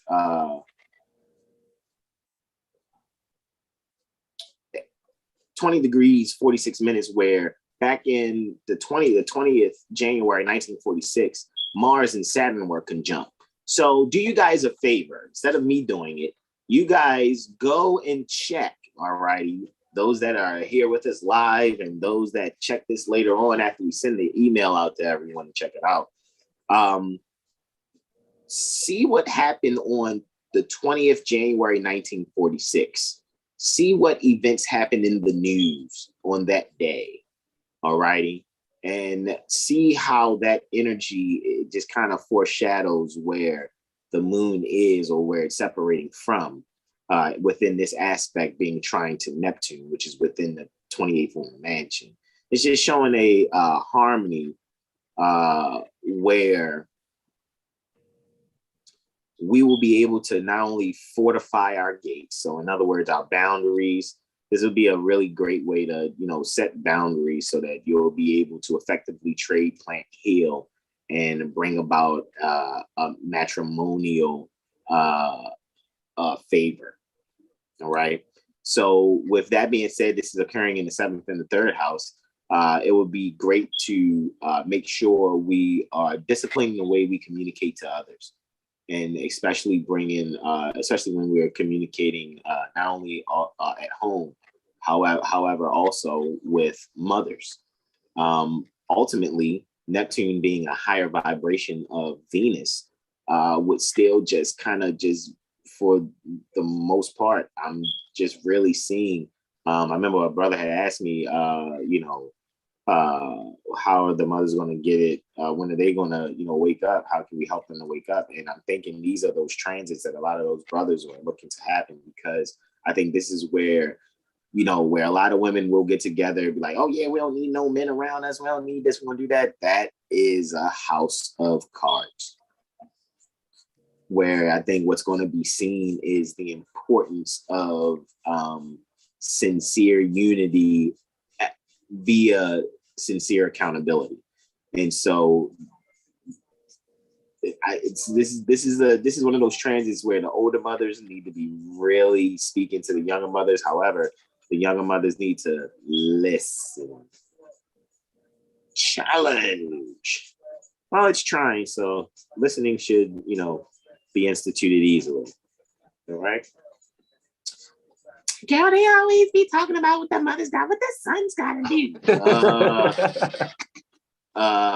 Further set house in order by saying, check out Astrology Street, schedule your readings with either myself, Brother Corey, Brother Terrell, Brother Sean, and Brother Benjamin. What else? Let's see. You know, publish literature for the children and the mothers. Yeah, we got that covered, right? So we also have clothing covered, right? We got 2 bonfire accounts where people can get, t-shirts, tank tops, hoodies, sweatshirts. Wow, man. So we're assisting in clothing our people. We're assisting in making sure our people have literature to read. We're assisting our people in making sure there's a free workshop for their children through the puppets that have been made for them. What else? Is it anything that we're missing? Do we also not have a website where if they don't want to spend finances with us, we have a widget where they can do their own astrology for free? What are we not doing again? Yeah. So yeah, that's why we're talking about what the mothers are going to be doing, because we're further assisting in setting house in order by even giving testimony to produce a full synthesis and delineation to assist further in setting house in order so that mothers can teach their little ones so that they may learn to love instead of hate. Hashtag born haters. Hashtag born haters. All righty, let's continue, right? So for the next aspect, now to aspect 2 after aspect 1, and then we'll get to that full moon. This is Luna, right? Luna's in reflection to Pluto, right? So there's a 180-degree aspect between Luna and Pluto here next, and that is occurring at 1600, 7 minutes and 47 seconds thereafter.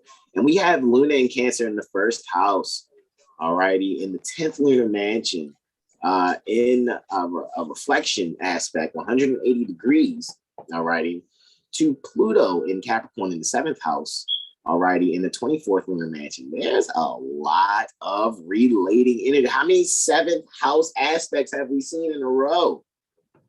Right? Brother Jay's like, man, I keep getting the 6th house. I keep getting the 7th, right? We know the 7th house deals with relating with others, relationships, being able to interact with others. 1st house deals with self. 7th house deals with people that reflect self or energies that reflect self.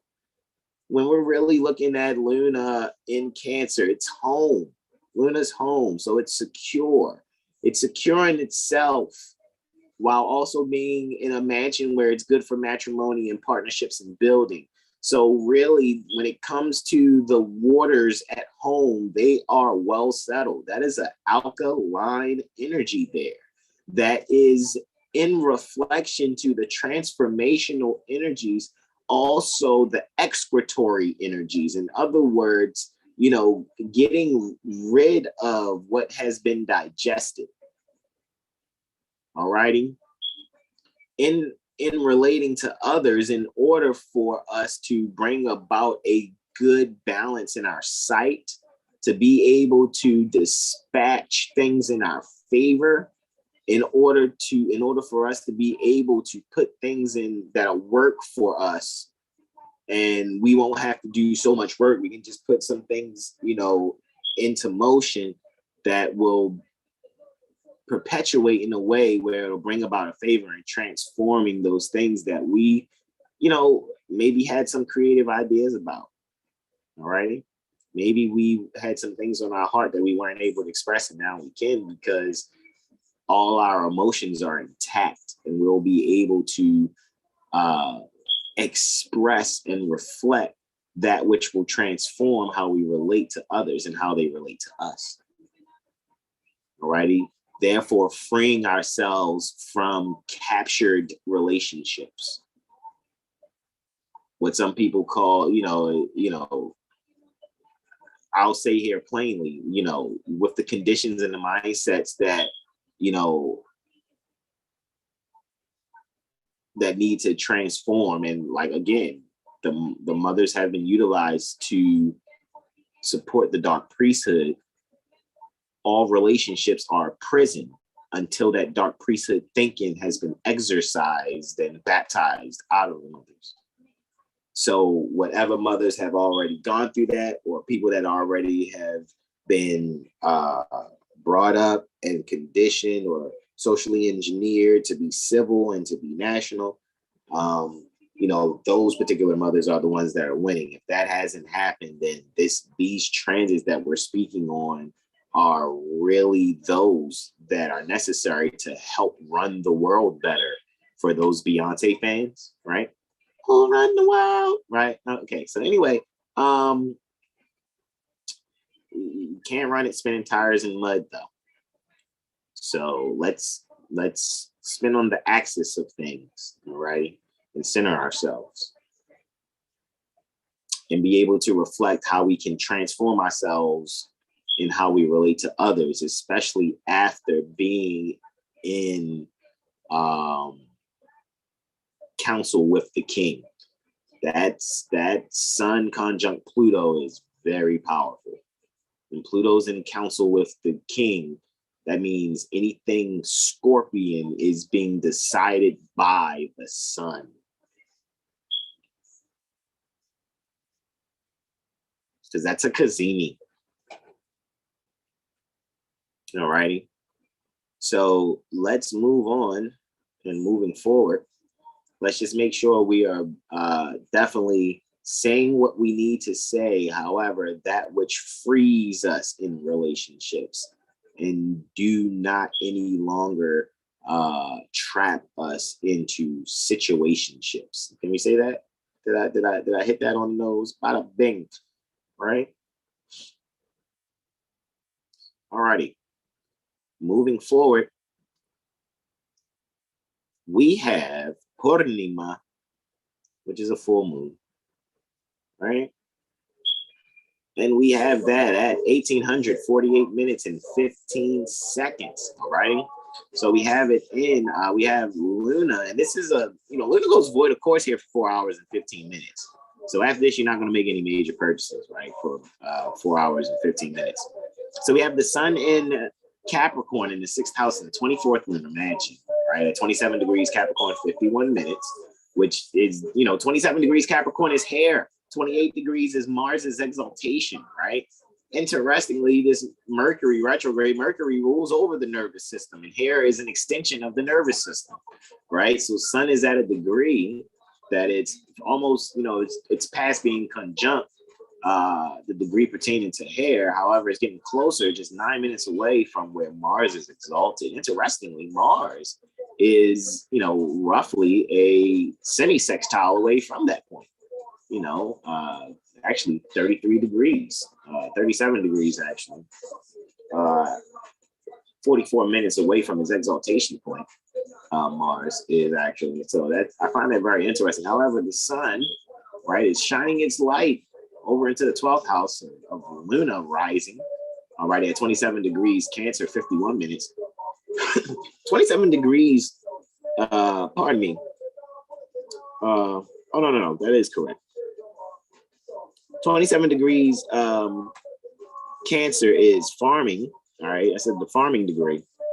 And then 28 degrees Cancer is Mars's fall, all righty? And it also has to do with hair. So I think it's interesting that here, I think people are going to be doing radical things with their hair. I would not advise people that have locks to cut their locks. Right? If you can avoid your hair getting cut, or if you are going to cut your hair and you've made your mind up, I got a feeling it's going to be an extreme change where people are going to be adding like radical colors in their hair. Another great positive about this, though, I think this is where people are going to be making decisions about how they're going to be growing their food. Or people are going to further get involved in community garden projects. Also, I also actually see probably people will be getting a lot of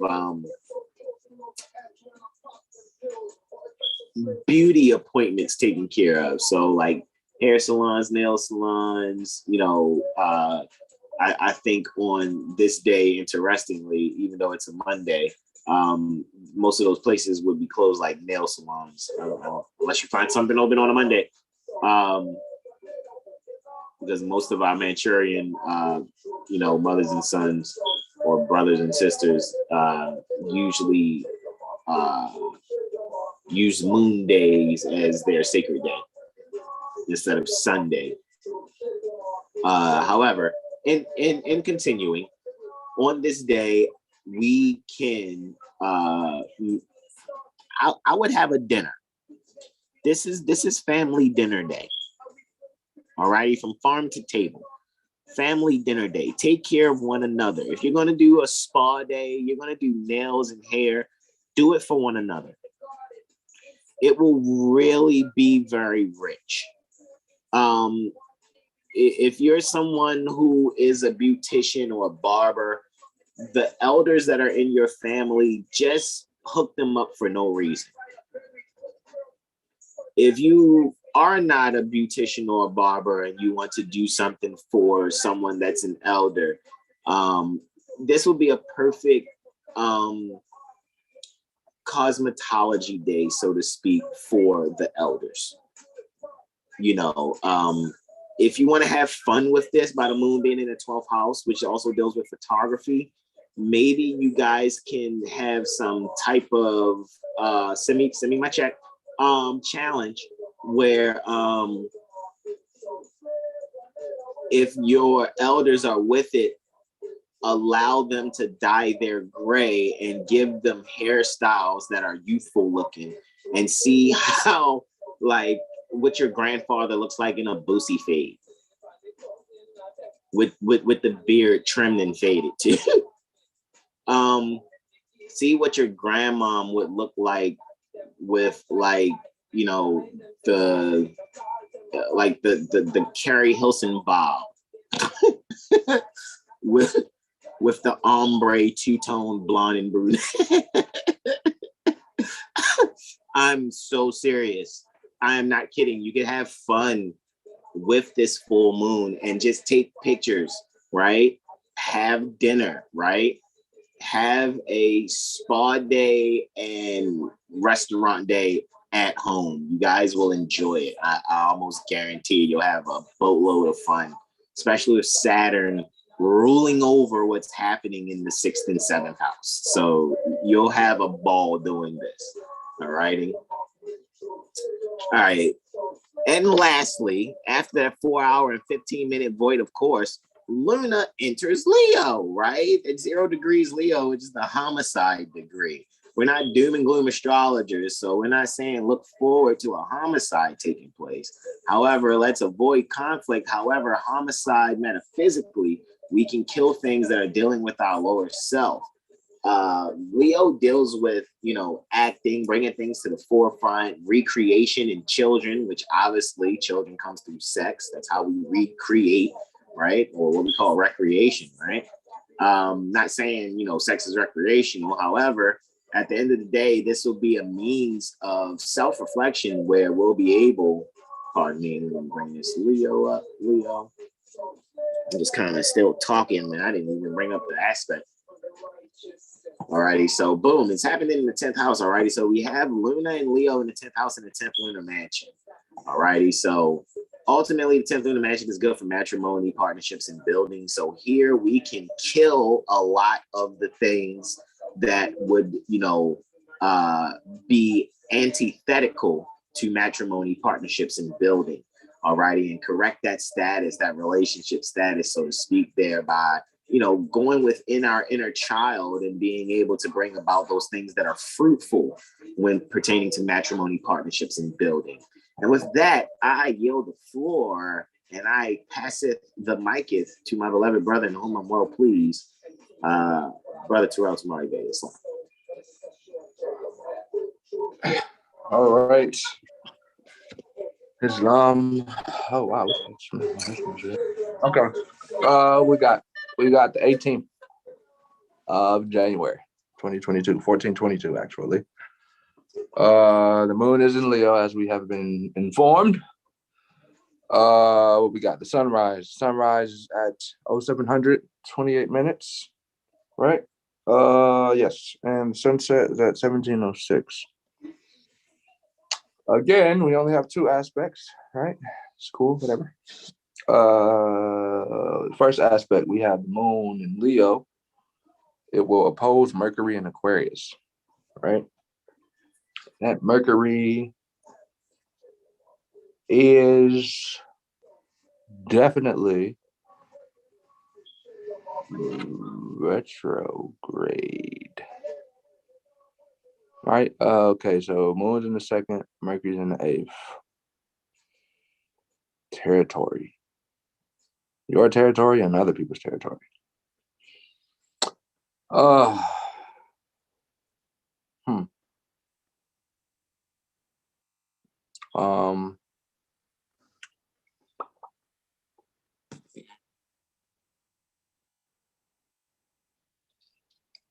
That's so funny, yo, because this when Brother Corey said earlier about, he said something with the sun, when the sun was conjunct Pluto. I don't know what he said verbatim. He said, you know what the fuck, whoever the fuck is doing something, you know who's holding you back type shit. This is that energy. It's basically like, you know, it's everything is clear. Everything is it's clear who's looking to hinder you. Or if it's you, you can see that, you can see how you're hindering yourself.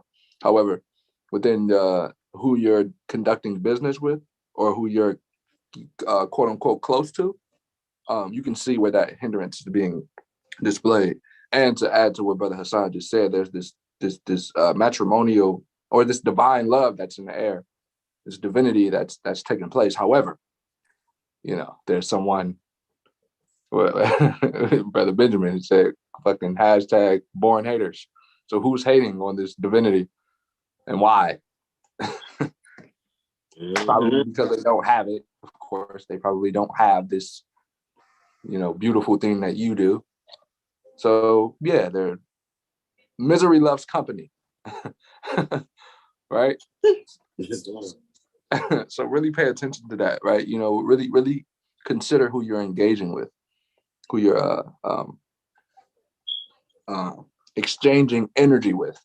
That's that energy with that second house, eighth house energy. So yeah, let your heart speak to you. Your heart is speaking to you, so you know, listen to it. It will be wise to not listen to someone who's you. I won't say it like that, but just be mindful on what you consider or the information or the advice that someone is giving you, so to speak, especially relative to security. What is, you know, what really makes you, you know, comfortable and secure within yourself, right? So, you know, really come to that within your mind. You know, don't let people put their spirit on you.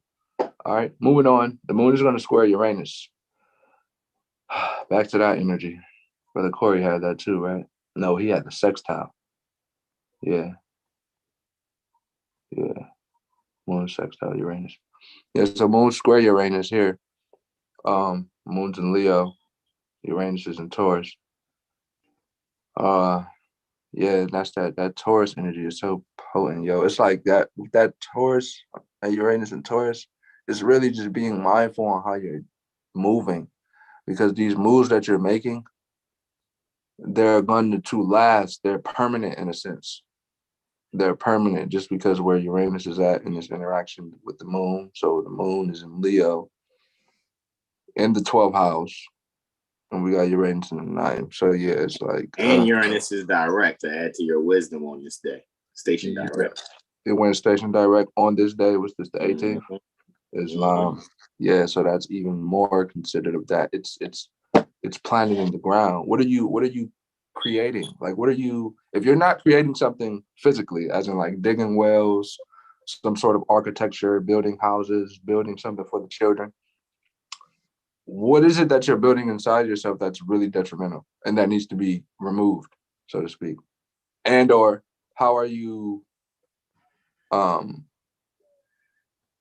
changing your ways of realizing the higher spectrums of life, rather than, you know, trying to debate with someone, again, who's fixed in their belief systems that is obviously detrimental to them? Because it's just like a person's mentality or a person's mentality or how they go about life is going to show itself within their physical body, so to speak. Like, you know, people who are always, in some case, sick. They have always just, there's always something going on. Always. It shows like, you know, mentally, they either like that mentality because they're getting nurtured and they're getting taken care of, you know, or it's just a disconnect with the natures of reality. It can be both, really, and that can be self-inflicted too. So just you want to consider how you're thinking, your thoughts, and what needs to be changed.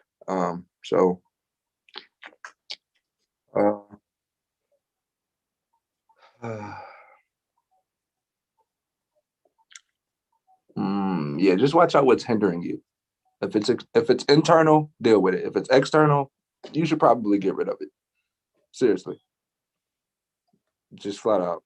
And that's just that.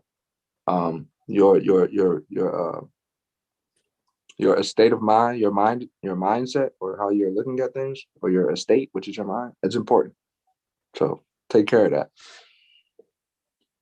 And I yield.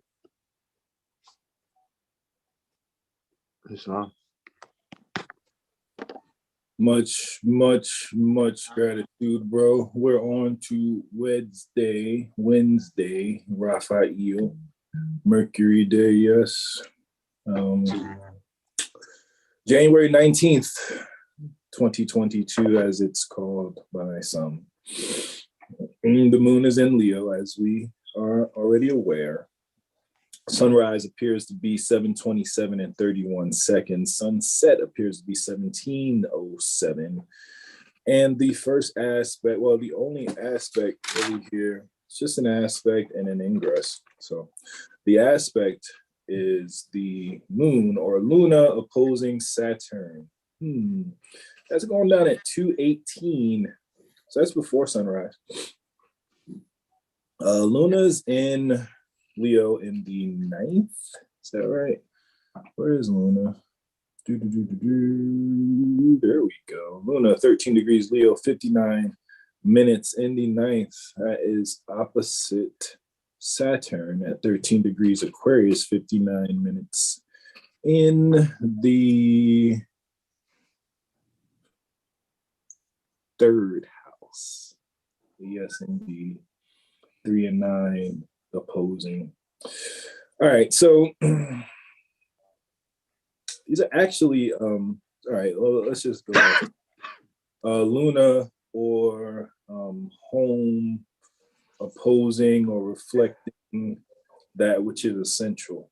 All right, Luna or mother reflecting on that which is essential.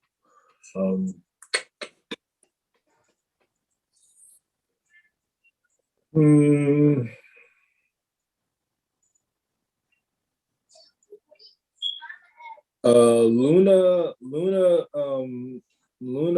mother or the nation as a whole, reflecting on that which is essential, but also reflecting on the essential lessons that have taken place up to this present moment, energy and time, space, experience. However, also note that these are degrees pertaining to beauty and literature, right? So it is essential, from my observation, to write today. Write down that these essential kind of thoughts. Write down. Let me find another word for essential. Write down those things that really stand out today. Those things on this energy. Those things that come to mind, or maybe even in your actual physical experience, that you feel, is really pertinent. Journal that. Do some creative writing, right? Use this energy in this kind of conflicting vibration. Maybe you find a medium or balance to these opposing energies by way of expressing yourself through creative writing, arts and crafts, particularly arts and crafts that convey symbols. So speaking or conveying through symbology, right? So maybe you use this energy to, because we got Luna and Leo in the 9th house. And then Saturn's still in the 3rd. So, you know, maybe using this energy that is somewhat conflicting. However, if there was perfect balance and harmony, you know, would we really have art? So use this energy to create potentially you doing so will be a stepping stone for those in the future that can observe that energy or that message that's conveyed to assist them in our collective journey moving forward. Nunc pro tunc, right? Now for them, then for now.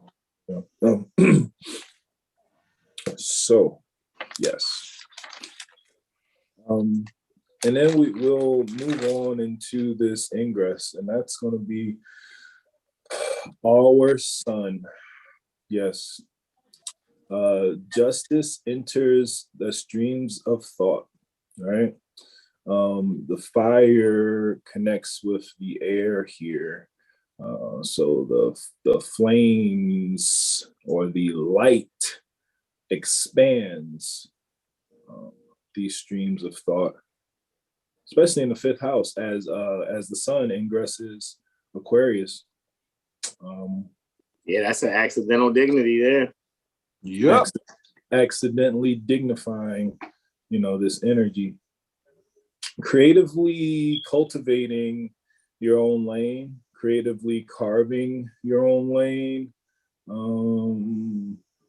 There's a possibility that some inventions will come about that will disrupt the status quo here. Some like new inventions that disrupt the false matrix. However, it's likely old because there's nothing new under the sun as the sun ingresses Aquarius. But you know, it will shed light on, again, streams of thought. So shedding light on the water that is being poured, right?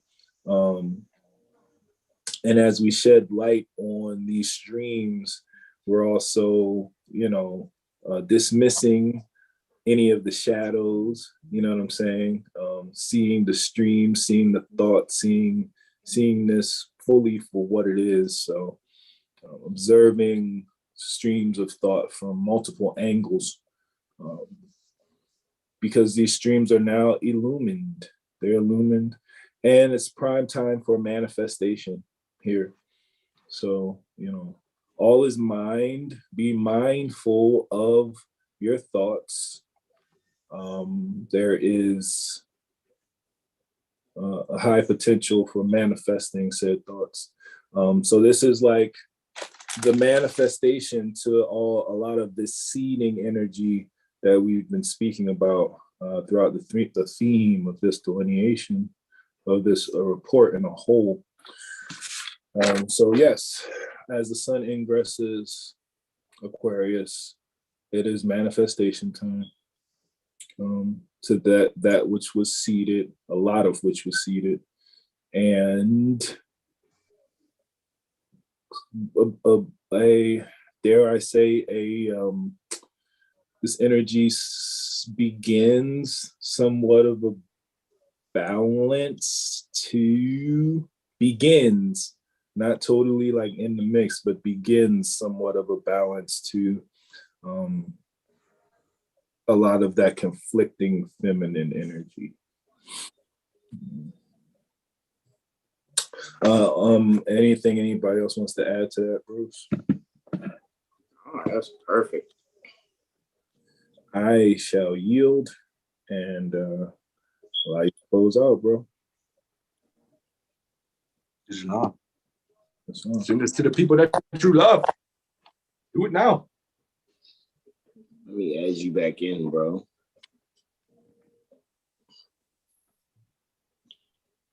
Regulus. Brother Regulus Muhammad Bey. Damn, man, this came back, huh?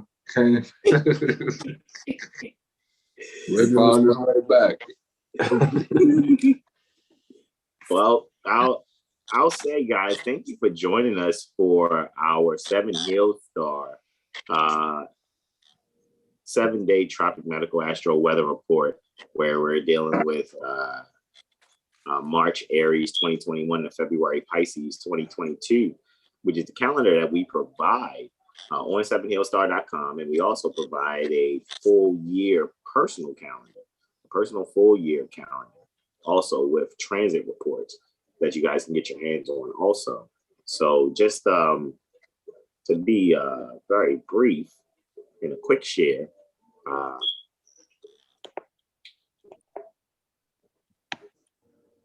you guys know, go to 7hillstar.com and save it onto your homepage. As I have here on the iPad, you can see. Alrighty, and you go to 7hillstar.com, and you guys know that you can sign up to our, for our email list. When you first get there, it will prompt you to do such. You guys know that you can, as I've already stated, cash your charts freely if you choose to do so, if you like to. As you guys can see, we still have up there, because it's actually our own personal designed calendar, still for 36 units. You can still get your hands on it to have the nostalgia pertaining to it.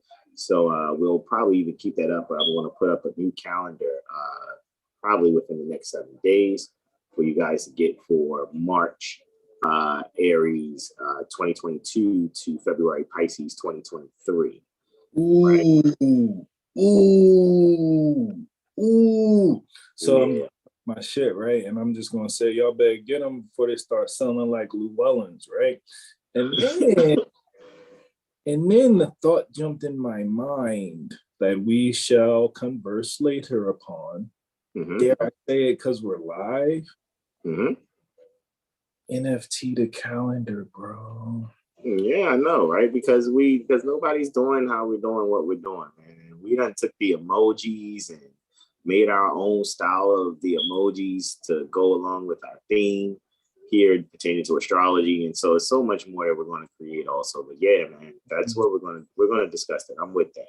So I won't totally close out. I'll just stop the live so we can continue to discuss that. And guys, remember, you can get your literature here also there within the featured products. The Little Star Seeds AstroLiteracy set is 30 units in lieu of lawful money for just the paper versions. If you want the teacher's editions, the teacher's editions start at 200 already. Really, I like numbers in 9, so maybe 216 to start. To be very honest with you, because that's a lot of time and energy that I have to put into hand folding your literature. Alrighty, and for free downloads, you guys can see those other 3 that are there accompanying the Little Star Seeds AstroLiteracy set. All 3 of those are free downloads: Annual Perfections, Cycle Study Sheet, also the 7 Hill Stars Zodiacal Releasing Dimensions and Cycle Study Poster, and also the Astrology Street with Brother Hasan Title Sequence and 7 Hill Star Astro Study Poster. Alrighty. And that's the pale version, which is the black version. All right, because we like to use jurisdiction around these here parts. Online appointments, guys, you already know you can get your sound font development done, get your mental magician report by Brother Sean. It's now 99 units for that report, 111 units to get your hands on the JaguarSolar AstroLiteracy session with Brother Terrell, Tamari Bey. Same for the AstroCore AstroLiteracy session for Brother Corey Bey, and same for the Who Am I and What's My Purpose session also. 153 units for the Eleemosynary tuition, and continue because all the numbers you see in Eleemosynary tuition, 153 units for that, as well as the personal full year 7 Hill Star Astro Calendar and Transit Report, which is why we do this community service every Wednesday. Alrighty. And that's 180 units for that. So that's 50 cents a day for the calendar and the actual transit reports. Classes and events, guys, you already know. Sign up for them. Fill out for the classes every. Oh, goodness gracious! I thought I was there on classes and things. Hold on.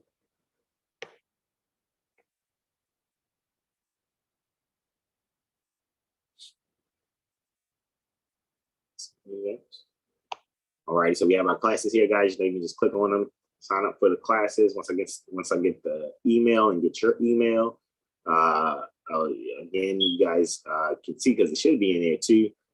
You make your contribution to our Cash App at the Caduceus symbol or the $, our Astrology Street, all one word, to transact your LMO's night tuition. You'll have your email added to the Google Drive accounts for whichever course you choose. All right. So again, we went over the Astrology 101 Workshop 2021, 3 cycles of cycle review, to go over everything just briefly that we went over in 2021. The Astrology 101 Workshop 2020, Synastry, and you guys can get that in. All you got to do is just take the number for the Elmo's night tuition and divide it by 27. You'll know how many videos the Elmo's night tuition is based on. Solar arcs and more. Alrighty, for that Astrology 101 Workshop 2020.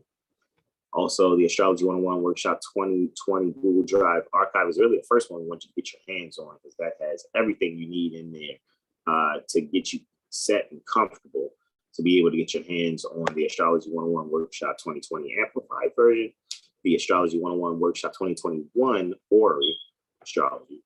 There's going to be newer workshops we want to bring to you guys, and we're going to do it more in astrological society fashion, where it won't just be workshops where it's just me presenting something. It'll be either Brother Corey, Brother Terrell, Brother Sean, or Brother Benjamin presenting something, so that way you guys can guarantee get once a month some form of workshop, 5 different ways, alternating within a 5-month fashion. Alrighty, so also the Prophet Noble Dry Lee University AstroCivics Community Meetup, there on the right-hand side. That's the second one. The first one is within the Astrology 101 Workshop 2020 Google Drive archive. Meet Prophet Noble Dry Lee and his literature for that Prophet Noble Dry Lee University AstroCivics Community Meetup. It's 108 also. And for those that are nationals, or those of you that would really like to be certified via the 7 Hill Star Astrology firm, you guys can get your hands on the 7 Hill Star Astrology AstroLiteracy Session Protocol Certification Workshop Intensive. And that way you can, either way, you'll get in contact with me either way. And I'll, check your progress as you go along and give you different assignments to do to just make sure you're comprehending the actual material. All right. And guys, don't forget, and after I, get everything done, get the camera done or whatever, you guys remember, go to either one of our YouTube pages, the Astrology Street, All Rights Reserved YouTube page, or our 7 Hill Star All Rights Reserved YouTube page. Make sure you subscribe and like and share those videos there with your loved ones as well. And you guys will be seeing many, many more different reports and things coming in. As I said before, let me go here to the Astro Literacy community, what we have coming up very soon. I and my brothers will be publishing here at the Astro Literacy and Moorish Community Center blog different reports and things for you all to enjoy. And I will make sure you guys will have everything that you need. All right. So with that being said, let's get out of here and come on back to the Zoom. Any questions, comments, and or suggestions from my bros? Be yourself. This to the people that you care about. And donate. Don't spin those wheels. Turn that traction button on, which is your mind. Or turn the pineal traction button on to get the traction in your feet. There we go. Or that all-wheel drive. All 4-wheel drive. All right. Or 2-wheel drive. Both hemispheres there. Indeed. Well, beloveds, thank you all so much. And you all can go and enjoy yourselves. Pardon me. Don't forget to check out that About Us page too. I know I didn't show it just now, but go to 7hillstar.com and get to know your beloved brothers in whom you're well pleased that are here in front of you. And thank you all so much. We love you. Namaste. Islam, Islam, Islam. Peace and love.